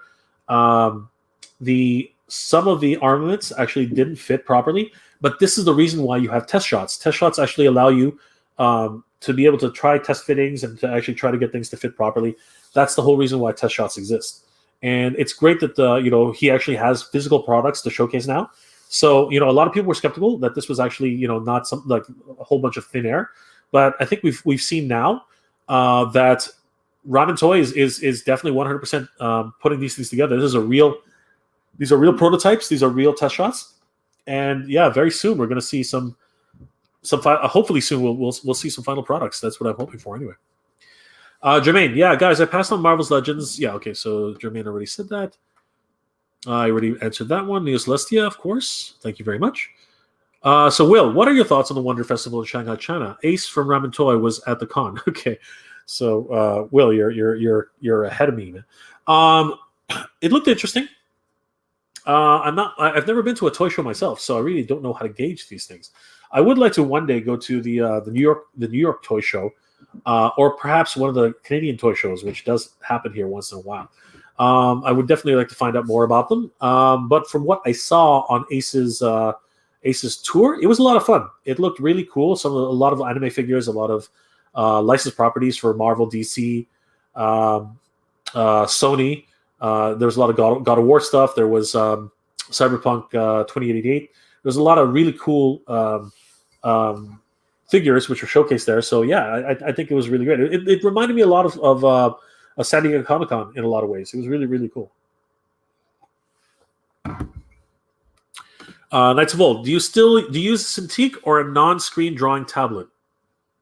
That's an interesting question, Knights of Old. Just so that everybody knows, I'm a graphic designer by trade and a web designer. So it's interesting you should ask me that question. But no, I use a tablet. I use a it's not a Cintiq, it's a Bamboo. That's my smaller tablet. The larger one upstairs is I think they're both Bamboos right now, but the one upstairs is a Bamboo Touch, and this one's a Bamboo. So yeah, I use Wacom tablets. They're still the best in the industry as far as I'm concerned. The Cintiq is also a Wacom tablet, but it's the one where you can draw on the screen. I used to use it for when I was doing some comic book work long time ago. I haven't used it since. I give it back to my boss, and I'm familiar with everything. Cintiq is obviously so much easier because you get to draw right on the surfaces. So I mean, as far as that's concerned, yeah, Cintiq is amazing. But they're very, very expensive. So I couldn't justify buying one for myself at this time. Mr. Backstastic, hey, Mr. Backstastic, good to see you, brother. Hey, Jay, got on the live show late, but 80s Commanders look amazing. Yes, they look incredible, don't they, Mr. Fantastic? If you're interested in picking them up, definitely head over towards Ramen Toy and go make a pre-order today. Rodimus Prime, one thing about the rifle of the Retro Cobra Trooper, you have to cut at the part of the rifle so that the hand can hold it. Retro Cobra Trooper. Okay, I don't have one. Did they just get released? Did you find one? Because I heard that they were finally, they just went and after one of them was street dated early, they basically just released them all. So were you able to grab one, Rodimus Prime? That's amazing. Jermaine, they do look nice. What's the price on those 80s com? You can head over to ramentoy.com. I believe now the early bird's over, so I think they're actually I don't know. Hold on for a second. Let's find out. Yeah, there's Ace. He's doing a live stream tonight, which is awesome. Let's find out how much they're. Oh yeah, there's a pose. Everyone should power extreme. Oh man, I love that. I'm gonna put that up. Look at that, guys. That looks incredible. That looks so amazing. I'm so stoked for that. Let's see here. They had the pricing here at one point. Hold on. Hey, look, that's me. Here we go. Okay, where's the pricing?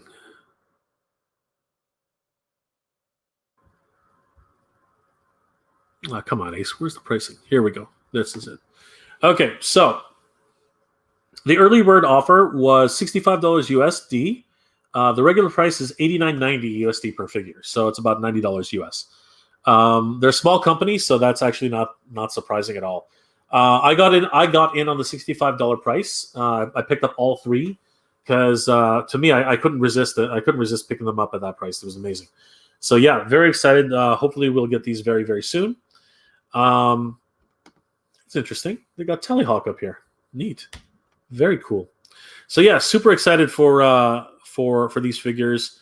Very happy that they finally showed the test shots. They look incredible. Very, very excited about that. Oh, and actually, you know what? If we take a look at this, because this was neat. Just wanted to show a little bit of this. Watch this. Ace actually went ahead and showcased. I don't know if you can see that full screen. Actually, now that I think about it. But he went ahead and showcased some of the articulation and how all of the figures test fit. Again, there were a lot of apparent issues with the fitting because these are test shots. So some of them did not stick very well, and that's all fixed in manufacturing. The reason we make test shots, the reason test shots are made, is so that the pegs will eventually fit into the holes. No innuendo there at all, guys. Absolutely none. But yeah, that's very important. So super happy to go to see these guys finally in production. If you guys are interested in looking at that, please take a look at the Ramen Toy Facebook page and website. I think you guys are going to get a real kick out of that. So Jermaine, looks like it's $90 for each figure now after the early bird. So I'm all in on the line. I'm really excited about this. I hope they make more. Sledge Jay, what are your thoughts on the Xbox E3 conference today? People seem to like it, but I thought it was average. Not too much first-person shooters. So Sledge, I'm not really doing video game anymore. My video game lifestyle is regaled to whatever my brother brings over on the weekends. So, I mean, like, I'm a huge Final Fantasy VII fan, so I've been playing a lot of that. I really want to play that Ninja Turtles Revenge of the Shredder game, but that means I have to buy a Switch, which is going to be ironic because I haven't played video games religiously in a while. So that's just funny as hell. But yeah, I'm gonna have to watch it. I haven't seen it actually. Were there any new games announced? I'm very curious to find out because Halo is Halo, but was anything else? Like you just said, there weren't that many first-person shooters, so not like there was anything else to look forward to. Fizzo G. Oh, I got lucky today. I found 44 of my Battle Beast figures. Nice. Congratulations, Fizzo G. That's excellent. 86 through 87 from when I was a kid today. Weapons and rubs. Nice. Congratulations. Battle Beasts. Oh my gosh. Earth beats what is it? Fire beats water. Sorry, water beats fire. Fire beats wood. Wood beats water. That's all Battle Beasts. So much fun. You just brought back a whole bunch of memories, my friend. That's crazy. Matthew, Rise of Evil and Major Blood are showing up everywhere in Southern California. Sweet. I love the Rise of Evil 2-pack. It's amazing. I love Keldor. Keldor's sculpt is amazing. So is Cornus's sculpt. Just wonderful. Southern California for the win. That's awesome, Matthew. Great to hear it. Apprentice Ewok. Hey, Apprentice Ewok. Good to see you, brother. Thanks for joining the stream. So yeah, lots of toy news happening this week. So yeah, really excited for these 80s Toy Commander. They look incredible. Very happy to see that these guys are showing up. Again, loving the Silverhawks announcements. Really excited for all these wonderful toys. I haven't even shown Monstar yet. Monstar was what a beast. Monstar is just ridiculous. Monstar is 11 inches tall. He's what's going on here? That's why. Hold on. That's not the one. That's the one. Yeah, Monstar is ridiculous. Monstar is 11 freaking inches tall. He is gigantic. Oh my gosh! Just comes with a crap ton of accessories. His freaking bat, his extra head, which attaches to this eye attachment, and this eye attachment actually projects out of his eye, which is really crazy. Loving that. And is it just me, or does that actually have vac metal in it? Guys, is that a vac metalized? Like, is that what it is, or is that translucent? I'm wondering if that's actually translucent. I think that's translucent because it looks, at this angle, it looks vac metalized. I don't know why that is, but it is. Look at this guy, though, man. He's freaking huge. 11 inches tall. He's $90 himself. That's insane. Now, I keep saying this on other streams. Did anybody notice that there's a cat in his torso? Has anybody else noticed that, or is it just me? Does anybody else see that there's a cat in his chest? These are the eyes. That's the nose. That's the upper lip, and these are all the teeth. This is the tongue, and that's the lower mandible. Does anybody else see that, or is it just me? Like, seriously, I was when I was a kid, I was like, why is there a cat on his belly? Like, I always used to think about that when I was a kid years ago. It's nuts. He comes with a whole bunch of accessories. He comes with his gigantic rifle. He comes with that the star attachment, 2 of them, an additional 8 set of hands overall. 2, 4, 6, 8. No, overall he comes with 10 sets of hands. My gosh, slightly open, finger pointing, splayed out, and I don't know which ones these are, but he's also got 2 fists. Crazy. And then he's got his blaster effects for his shoulder rockets. Sorry, his elbow rockets. He's got his I guess these are beams that come out of his eyes. Blast effects. Yeah, just so many different accessories for Monstar. Wow, just crazy. Loving the fact that that Silverhawks is back on the table. Oh my God, so great, incredible. Gosh, it's the 80s all over again, guys. And this is the value figure of the entire line. Holy crap, Buzzsaw. He looks incredible. He comes with so many different accessories. 2 additional heads. Shredder here, which is his bird. an additional arm attachment, a gun weapon. He's got two buzzsaw hands, two regular hands. Yeah, and he's gigantic. Like, and he's the regular price. He's the same price as Quicksilver and Steelheart. So wow, what a value proposition! That's so great. He looks great right out of the cartoon. Incredible, just wonderful. But yeah, so many great toys being announced this past week, and yeah, super excited about all of the great reveals that we've been getting lately. I can't get enough. Really excited for everything that's been happening this last week. Just, it's such a great time to be a toy collector. It's such a great time to be a cartoon fan. Master Universe is coming back. Castlevania looks amazing. So many great toys and shows coming out. It's blowing my mind, guys. It's literally just blowing my mind. Sledge, Jay, I'm worried He-Man will get sidelined in the Netflix show. I feel the cool trailer is just from the first episode. So Sledge, I did a whole rant on that in the beginning.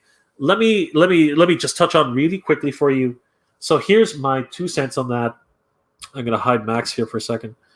Sledge, not to burst your bubble, I really do hope that He-Man will have a bigger role to play, but I don't think he will.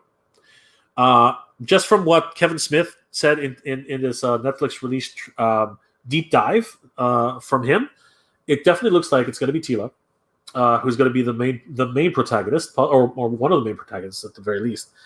And she's going to have a journey of discovery and revelation of her destiny. But here's my take on that. I don't mind that. I don't mind that Teela might be the true master of the universe. I think that's fine. I think that's okay. My whole thing is this. It's no longer called He-Man and the Master Universe like the Filmation show. It's called the Masters of the Universe Revelations. And in this case, it's the revelation of Teela's destiny.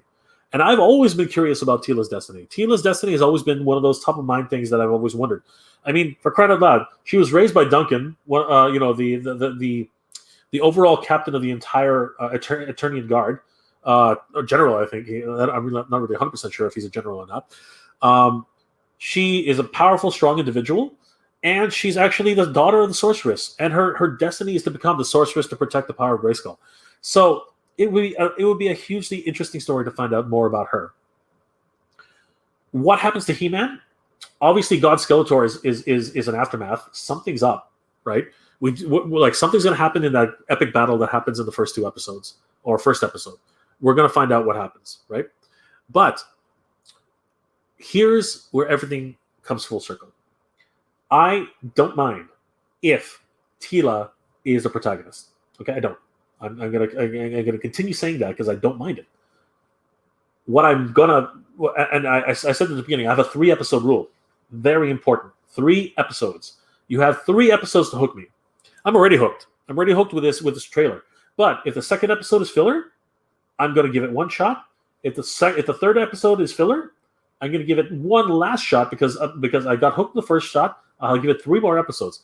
If by the 4th episode, which is the 3rd episode in my 3-episode rule, if the 4th episode is just a whole bunch of fluff and useless information or useless storylines that I don't need, I'm out.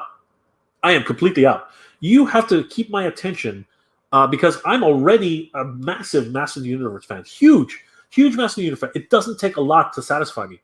But if you bore me, or if you put in a whole bunch of different, story arcs and storylines that don't have anything to do with the original story, I am freaking out. I do not need that right now. I have way too many things in my life that I have to take care of outside of cartoons, outside of toys.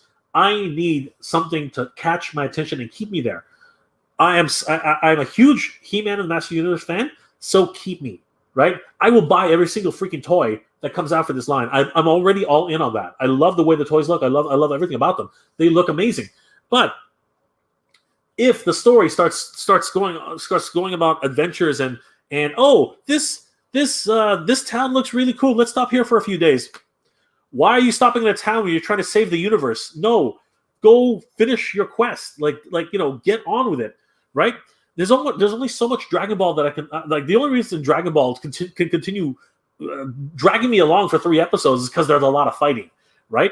In a quest scenario where someone's trying to find their destiny, Don't just go off and have an adventure and then do another side adventure. This is not Grand Theft Auto.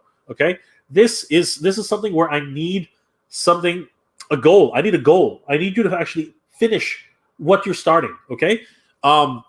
Again, if you're trying to find out about your destiny, and along the way, and as long as you make these little tangents, if you're learning from those tangents, if you're actually, if it's actually making you grow as a character, yeah, sure, bring it on.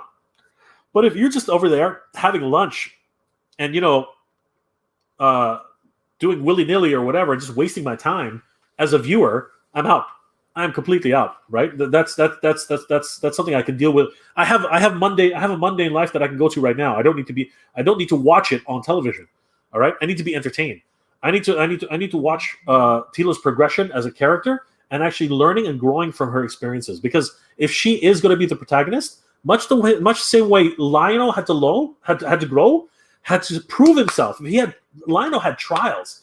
Lionel had trials to become the leader of the Thundercats. He actually fought each and every Thundercat to become the leader of the Thundercats. So if she goes on a trial and she has to best Trapjaw, she has to best Merman. So she has to dress Trapjaw in technology. She has the best Merman in the sea. She has the best the Avions in the sky, or what have you. The Beastman. If she has the best Beastman and defeat all of his beasts. Right? If she has to defeat Evelyn in her realm of necromancy, right? If she has to do all of those trials, then by God, it's going to be an amazing series. I'm going to freaking be on my seat's edge watching each episode. But if her and her little band of heroes just go into a town and decimate everything every single episode, or go into a town, rescue a whole bunch of people, and then, they have dinner and they talk about things, and they just, again, if it's just a mundane existence, again, I can do that. I can do that here. I have homework. People have homework. I have a job to go to. I'm not mundane existence. I want to be entertained, right? So the show's got to be good.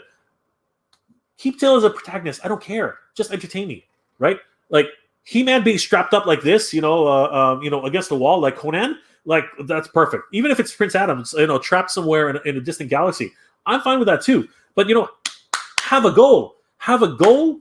Have some consequences. Have some tension. Have something where if Tila's gonna go out and rescue a male figure in distress, absolutely go for it. I don't freaking care. But make it entertaining. Okay, make it so that I really attach myself to these characters. Make it so that I love Tila. Make it that she's the most badass woman on the planet, and make her save everybody. That's fine. I love Bubblegum Crisis. Bubblegum Crisis is one of my absolute all-time favorite anime, and it stars four lightsaber, four women in hard suits. Come on, that is crazy. It's a great story though. So you know what? It can happen. I just need it to happen. So make it happen, right? Kevin Smith, you got my money right now. So just give me a payoff. Give me something. Sorry, guys, I keep going on those rants. I blame Sledge. Will, I wonder when we can find that NECA TMNT Turtles in Disguise 4-pack. I hope you get one soon, Jay. Honestly, I think everyone's looking for them, Will. I'm looking for one. I got everybody and their mother scouring Targets everywhere, for a lot of trades. And, friends in the States who have traded with me in the past, they're looking for me. Guys, as always, I'm looking for trades. If you guys are interested in trading with me, please hit me up. I might as well throw up my website, my email address. So yeah, guys, I'm like Will said, I'm totally looking for a TMNT NECA 4-pack. I wasn't gonna collect the cartoon line, but now that I'm collecting it, I'm all in.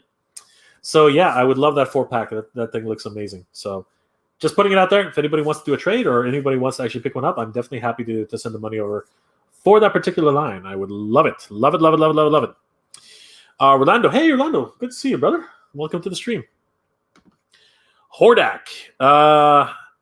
Hello, Lord of Evil. How are you tonight? Hey, how long do we have to pre-order the Commanders? Because I just ordered the Silverhawks for $250. I think you're going to have to look. I would email them directly, Hordak. I would go to RamenToy.com or go to their Facebook page and send them a PM and see how long the pre-orders are going to be up for. I would imagine that they're actually going to put them in some sort of retail location as well, maybe Big Bad Toy Store or something like that. But you would be best to talk to them directly. I really don't know. But yeah, I know what you're saying. You just put down $250 on the Silverhawks, and that's going to be more or less the same for the 80 Commander, right? Anyway, I would definitely go hit them up and find out exactly how much time you have left. Jermaine, I wish that they would go. I wish they would bring back the Mauler in the classified line. Used to love that tank when I was a kid. It was big, man. It was huge. But yeah, it definitely would be a presence. But it would be gigantic, man, for the classified line. It would be like this. It would be like freaking. It would be thunder tank size. It would be massive.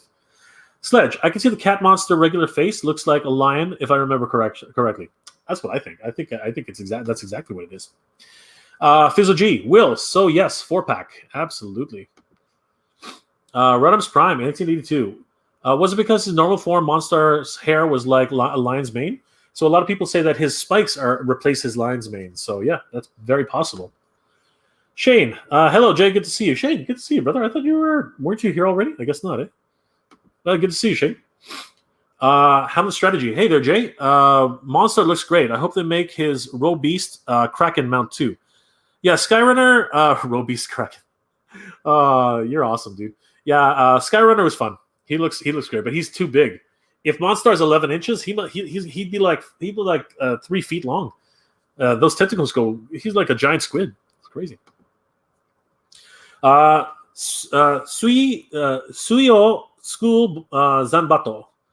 Am I saying that right? Suyo School Zanbato 711 or Nana Ich. Anyway, Nana Hyaku Ich. Anyway, whatever. Geek Strong. You got this. What's happening, Jay? Yeah, what's going on, Suyo? Good to see you, Zanbato. How you doing, brother? Good to see you, or sister, or whatever. Sledge, Jay, you think we'll be getting a Skyrunner or a Mirage? I would love if that happened, but like I said, they'd be like 3 feet long each. It's they're pretty freaking big. They'd be gigantic. Sledge, I'm not against other characters get time under the spotlight, but after 4 years getting a new show following the original ones, giving a season with He-Man before we get spin-offs. I don't disagree. Again, I have no horse in this race other than the fact that I'm absolutely excited for a Massive Universe television series back on the air, anime series, whatever. But I'm all for giving everybody a chance to shine. So if He-Man gets a full episode dedicated to himself, saving Castle Grayskull from the evil clutches of Skeletor, and then something happens, I don't mind that as a setup. And then afterwards, Teela gets her chance. That doesn't bother me. But again, it's got to entertain me. It's got to keep me hooked. Because if it doesn't keep me hooked, I'm out. I'm walking as far as I can go. Hamlet, I'm not cool with He-Man getting Luke Skywalker treatment. I mean, we don't know what treatment he's going to get, so we'll see what happens. Jay, I think part 1 is only 4 to 5 episodes. I've heard that. Very similar to the way Castlevania goes. So in a lot of ways, I think that what we're probably going to see is the first 2 episodes have to do with the setup to whatever happens to He-Man, and then the last 2 episodes are what are set up the beginning of the journey for Teela. So yeah, but hopefully season 2 will be much more elongated, because right now the trailer has over 4 million views, I think, something like that, 2 or 3 million views, I think. Suyo School Sanbato 711. I feel you on the MOTU rule. I hope Steve doesn't mess it up. Steve. Who's Steve? Who's Steve? I'm not knowing. I don't know who Steve. I don't know who Steve is. Sledge. Netflix should stream classic anime like they do, and they should start with Grandizer. That would be nice. Unfortunately, the rights for all those old anime that we all love, they're tied up in a whole bunch of different loopholes and stuff like that. It's just ridiculous. It's hard to figure out when that's actually going to become a thing, if that ever becomes a thing. I would actually give more credence to Crunchyroll actually getting more older anime streaming before Netflix. Suyo School Zanbato 711. Sledge Grandizer would be fantastic. Absolutely. Sledge Jay, we all know the character the most needs a spinoff is Triclops. Oh my god. Oh man. No, I'm gonna stay away from that one actually. It's a peeping Tom. No. I think every single character deserves their day. Mr. Backtastic. The trailer for Master Universe has me excited for the series. I think the story they have planned sound is very interesting. I trust Kevin Smith with storytelling. Yeah, I'm hoping for the best. Again, I love his work. Well, I don't love his work, but I do like his work. I'm a big fan of Dogma. I did like, as I said in the beginning, I like Dogma. I really enjoy Dogma. I like Clerks. Clerks was actually really cool. And it's Jim, Silent Bob.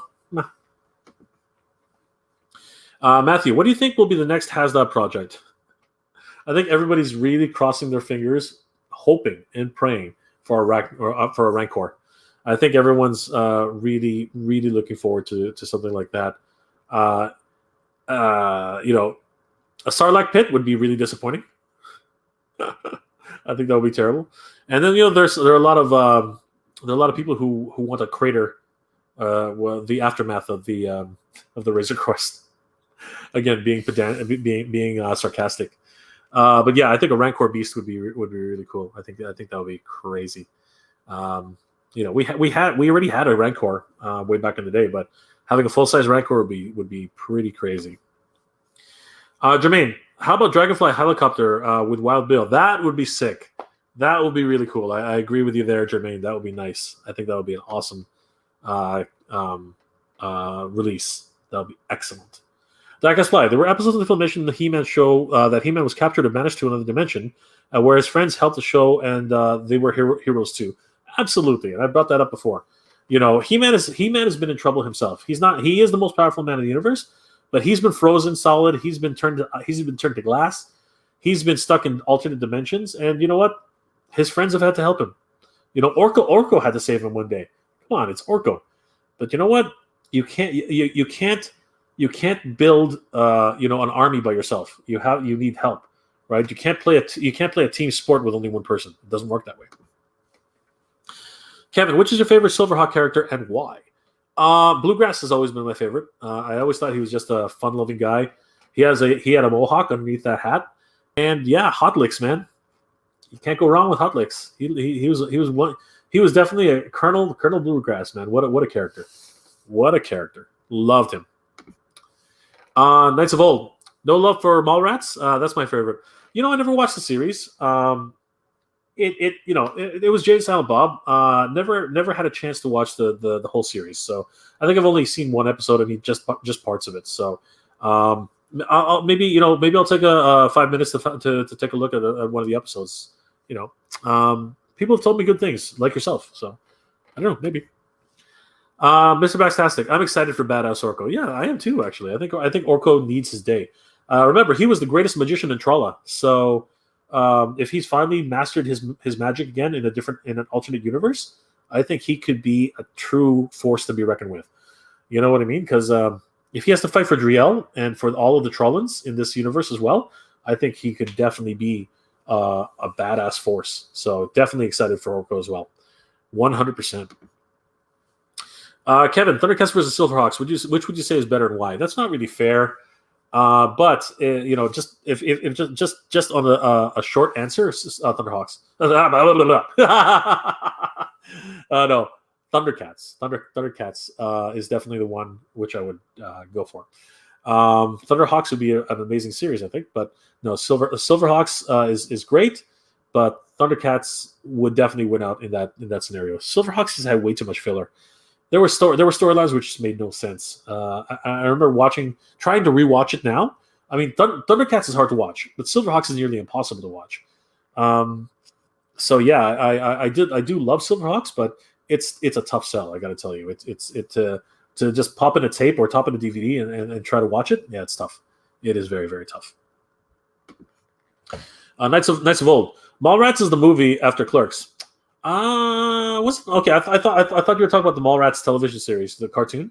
So I didn't know which one you were talking about. Sledge, Jay, do you think the Masterverse will have legs?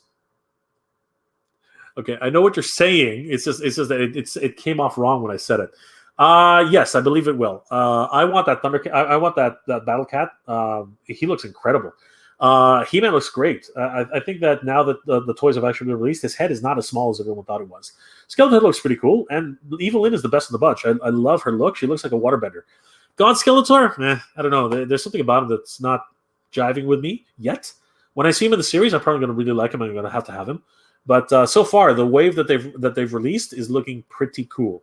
I want to see what Tila looks like. I hope they have a classic version of Tila in her Eternian Guard suit, and then I hope that they will also release a version of her whatever Revelation version that she has. I'm looking forward to seeing Man at Arms in his suit, and I would love to see all the other villains that are coming in the series. Tiger Sharks, yeah, no. Tiger Sharks was campy. It was okay. People jumping to a pool to turn into different creatures. Yeah, no. I'm gonna have to say no. I could probably stand for a little bit, but not very long. And I wouldn't be collecting any of their toys either, especially the Walrus guy. He reminds me too much of myself. Jermaine Hunter, do you guys remember Galaxy Rangers? And do you think Super 7 will bring them back too? Honestly, I do remember Galaxy Rangers, but not much of it. They had a great opening theme song, but I don't think it has the legs. Like, if I'm going to use the same terminology that Sledge said, I don't think it has the legs. There's just not enough about them to really. Yeah, I just I would rather get Saber Rider and the Star Chefs. I think that they had a little bit more presence. The Galaxy Rangers, they were kind of like Brave Star, but a team. Yeah, it's just kind of weird, right? And it was an enemy of the week kind of thing. Yeah, no, I don't think I'd be collecting myself anyway. I don't know about other people, but I don't think Galaxy Rangers would do it for me. Kevin, Thunderhawks and She-Man for the win. Dude, you would be great with a whole bunch of different groups. I tell you right now. Sledge, I rewatched Thundercats on Hulu last September, and I was surprised it had a continuity between episodes. Somewhat. Some episodes really did, especially the 5-part. Whenever they did a 5-part episode, like the Trials of Lion-O, those were awesome. Thundercats Ho, again, awesome.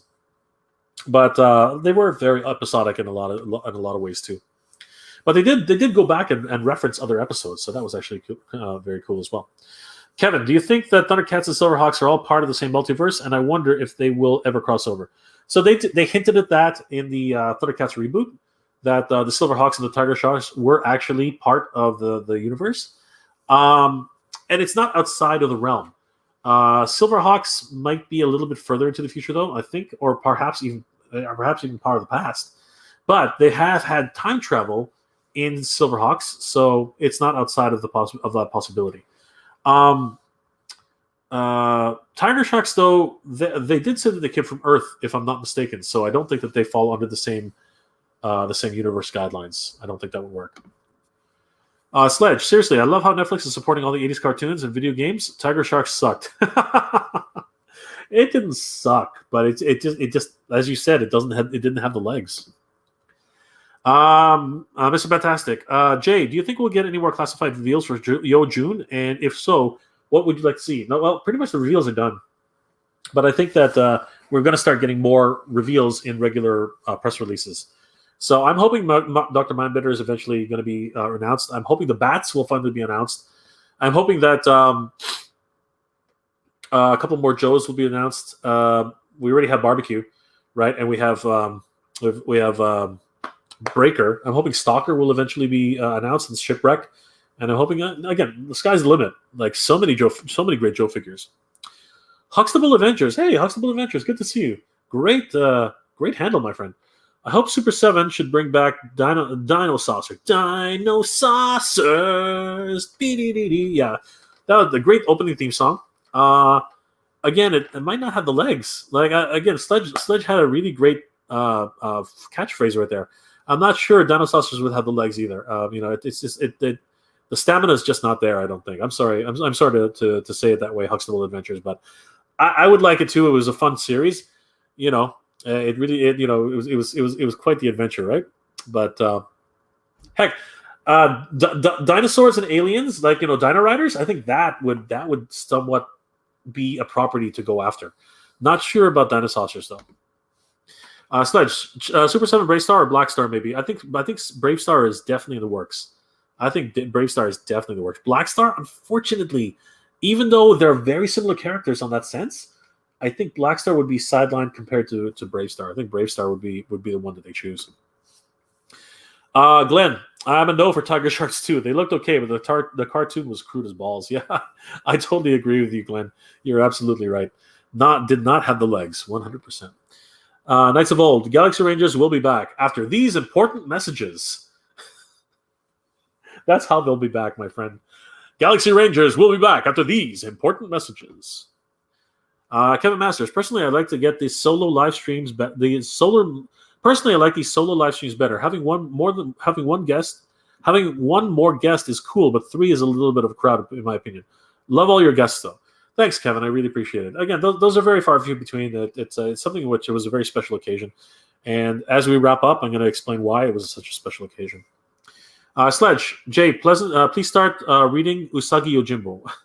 I think I will. It's been a while. I think I really should. Mr. Fantastic, I think Cops would be a great toy series to bring back. Yeah, I think that would be fun.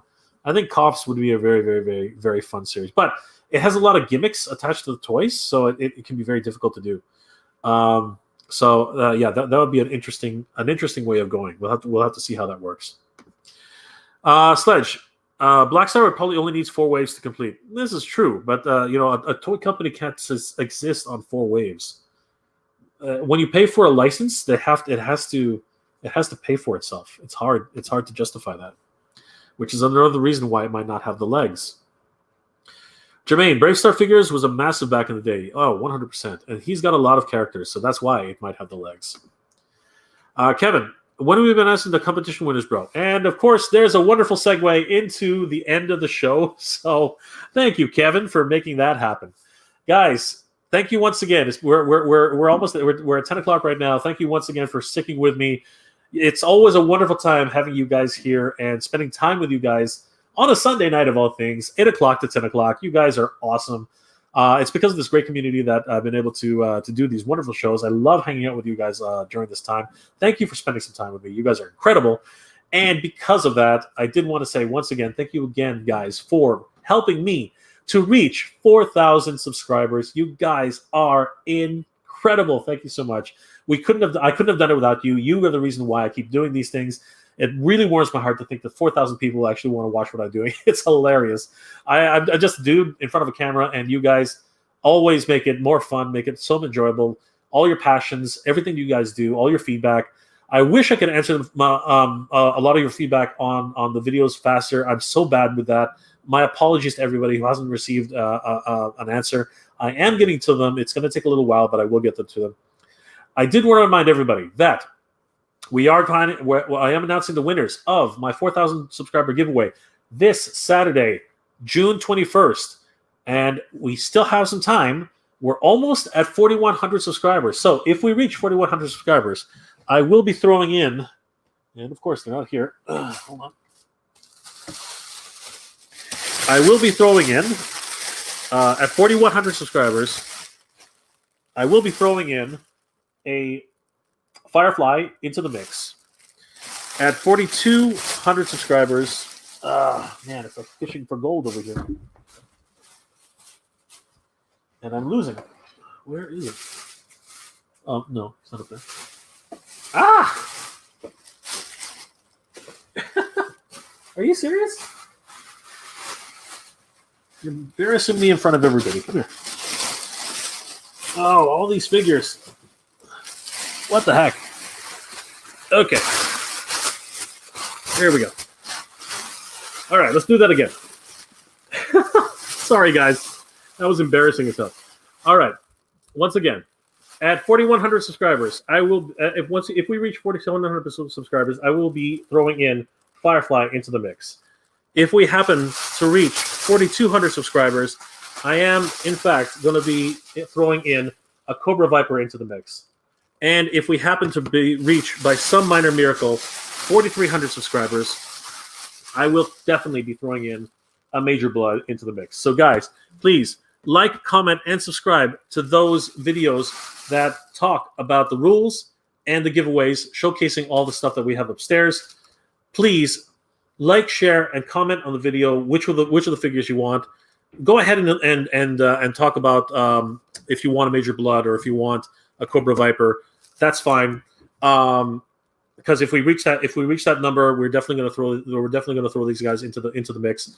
And of course, please share this with as many collectors as you know. Share this with all the Facebook groups that you're part of, so that everybody there can actually like, comment, and subscribe on those videos and help us to reach 41, 42, or 4,300 subscribers, so that we can get all three of these wonderful Joe classified figures into the mix, so that we can definitely give away these guys as well.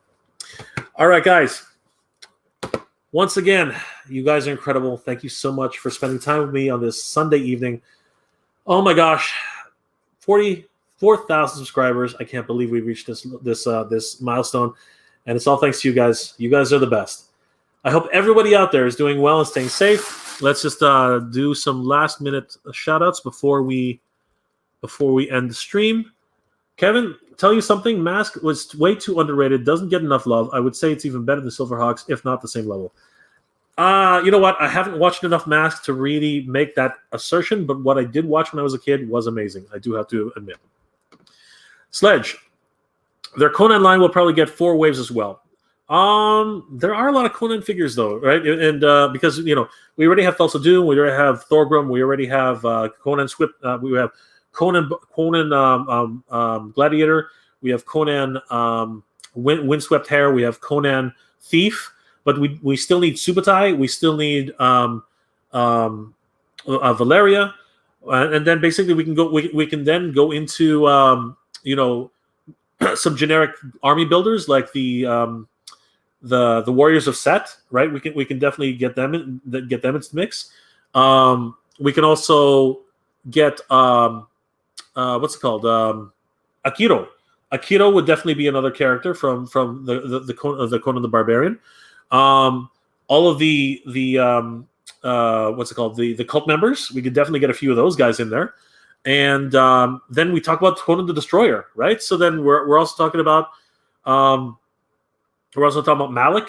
We're going to be talking about Jenna, right? Princess Jenna. We're going to talk about Talamos, right? Teramos. We talk about Bombata. Bombata, man, come on, Bombata. Who doesn't want Bombata? Then we're also going to talk about Grace Jones, Zula, right? We're going to talk about Zula. We're going to talk about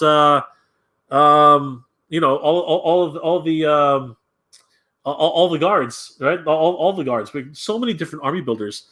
We can talk about the Savages. We can talk about the Horn Protectors. We can talk about, again, there's like Sledge. I think there's going to be a lot of waves in Conan and Conan the Barbarian, Conan the Destroyer. I don't think we have a lot to worry about that. I think it's going to be a lot of figures coming down the pipe. Kevin Masters, Dino Riders. Yes, once again, Kevin, you never fail to remember and bring that up. So awesome, Dino Riders. Sean, great live stream tonight. Jay, have a great night. Cheers to you, my friend. Jermaine, I need to change my contest figure to Firefly if I can pick. If I can. I picked Flint the first round, but I found him in the wild. So Jermaine, you're more than welcome to change your pick. So yeah, that's absolutely fine, no problem. But Jermaine, put him down. Go and update your choice, because I'm not going to know. Kevin, say you love us. I love you guys. I do love you guys. You guys mean the world to me, guys. You guys are amazing. Kevin, I love you, man. I love you, brother. Yeah, I love you, man. I love you. I love all you guys. You guys are amazing. Mr. Backtastic, congratulations, Jay, on making 4,000 subs. Keep up the great work. Thank you, Mr. Backtastic. You're amazing.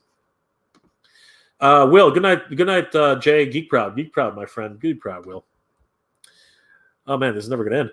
Diecast Fly, hey Jay, I messaged you about that figure we talked about on Geek Proud. All right, I'll double check. Thanks a lot, Diecast Fly. You're amazing. Glenn Cruz, good night, Jay. Much love and respect from Alexandra and I. Kia kala, my brother. Have a good night, and thank you, and Alexandra. You guys stay safe. We'll talk soon. Sledge, Mask is definitely better than Silverhawks.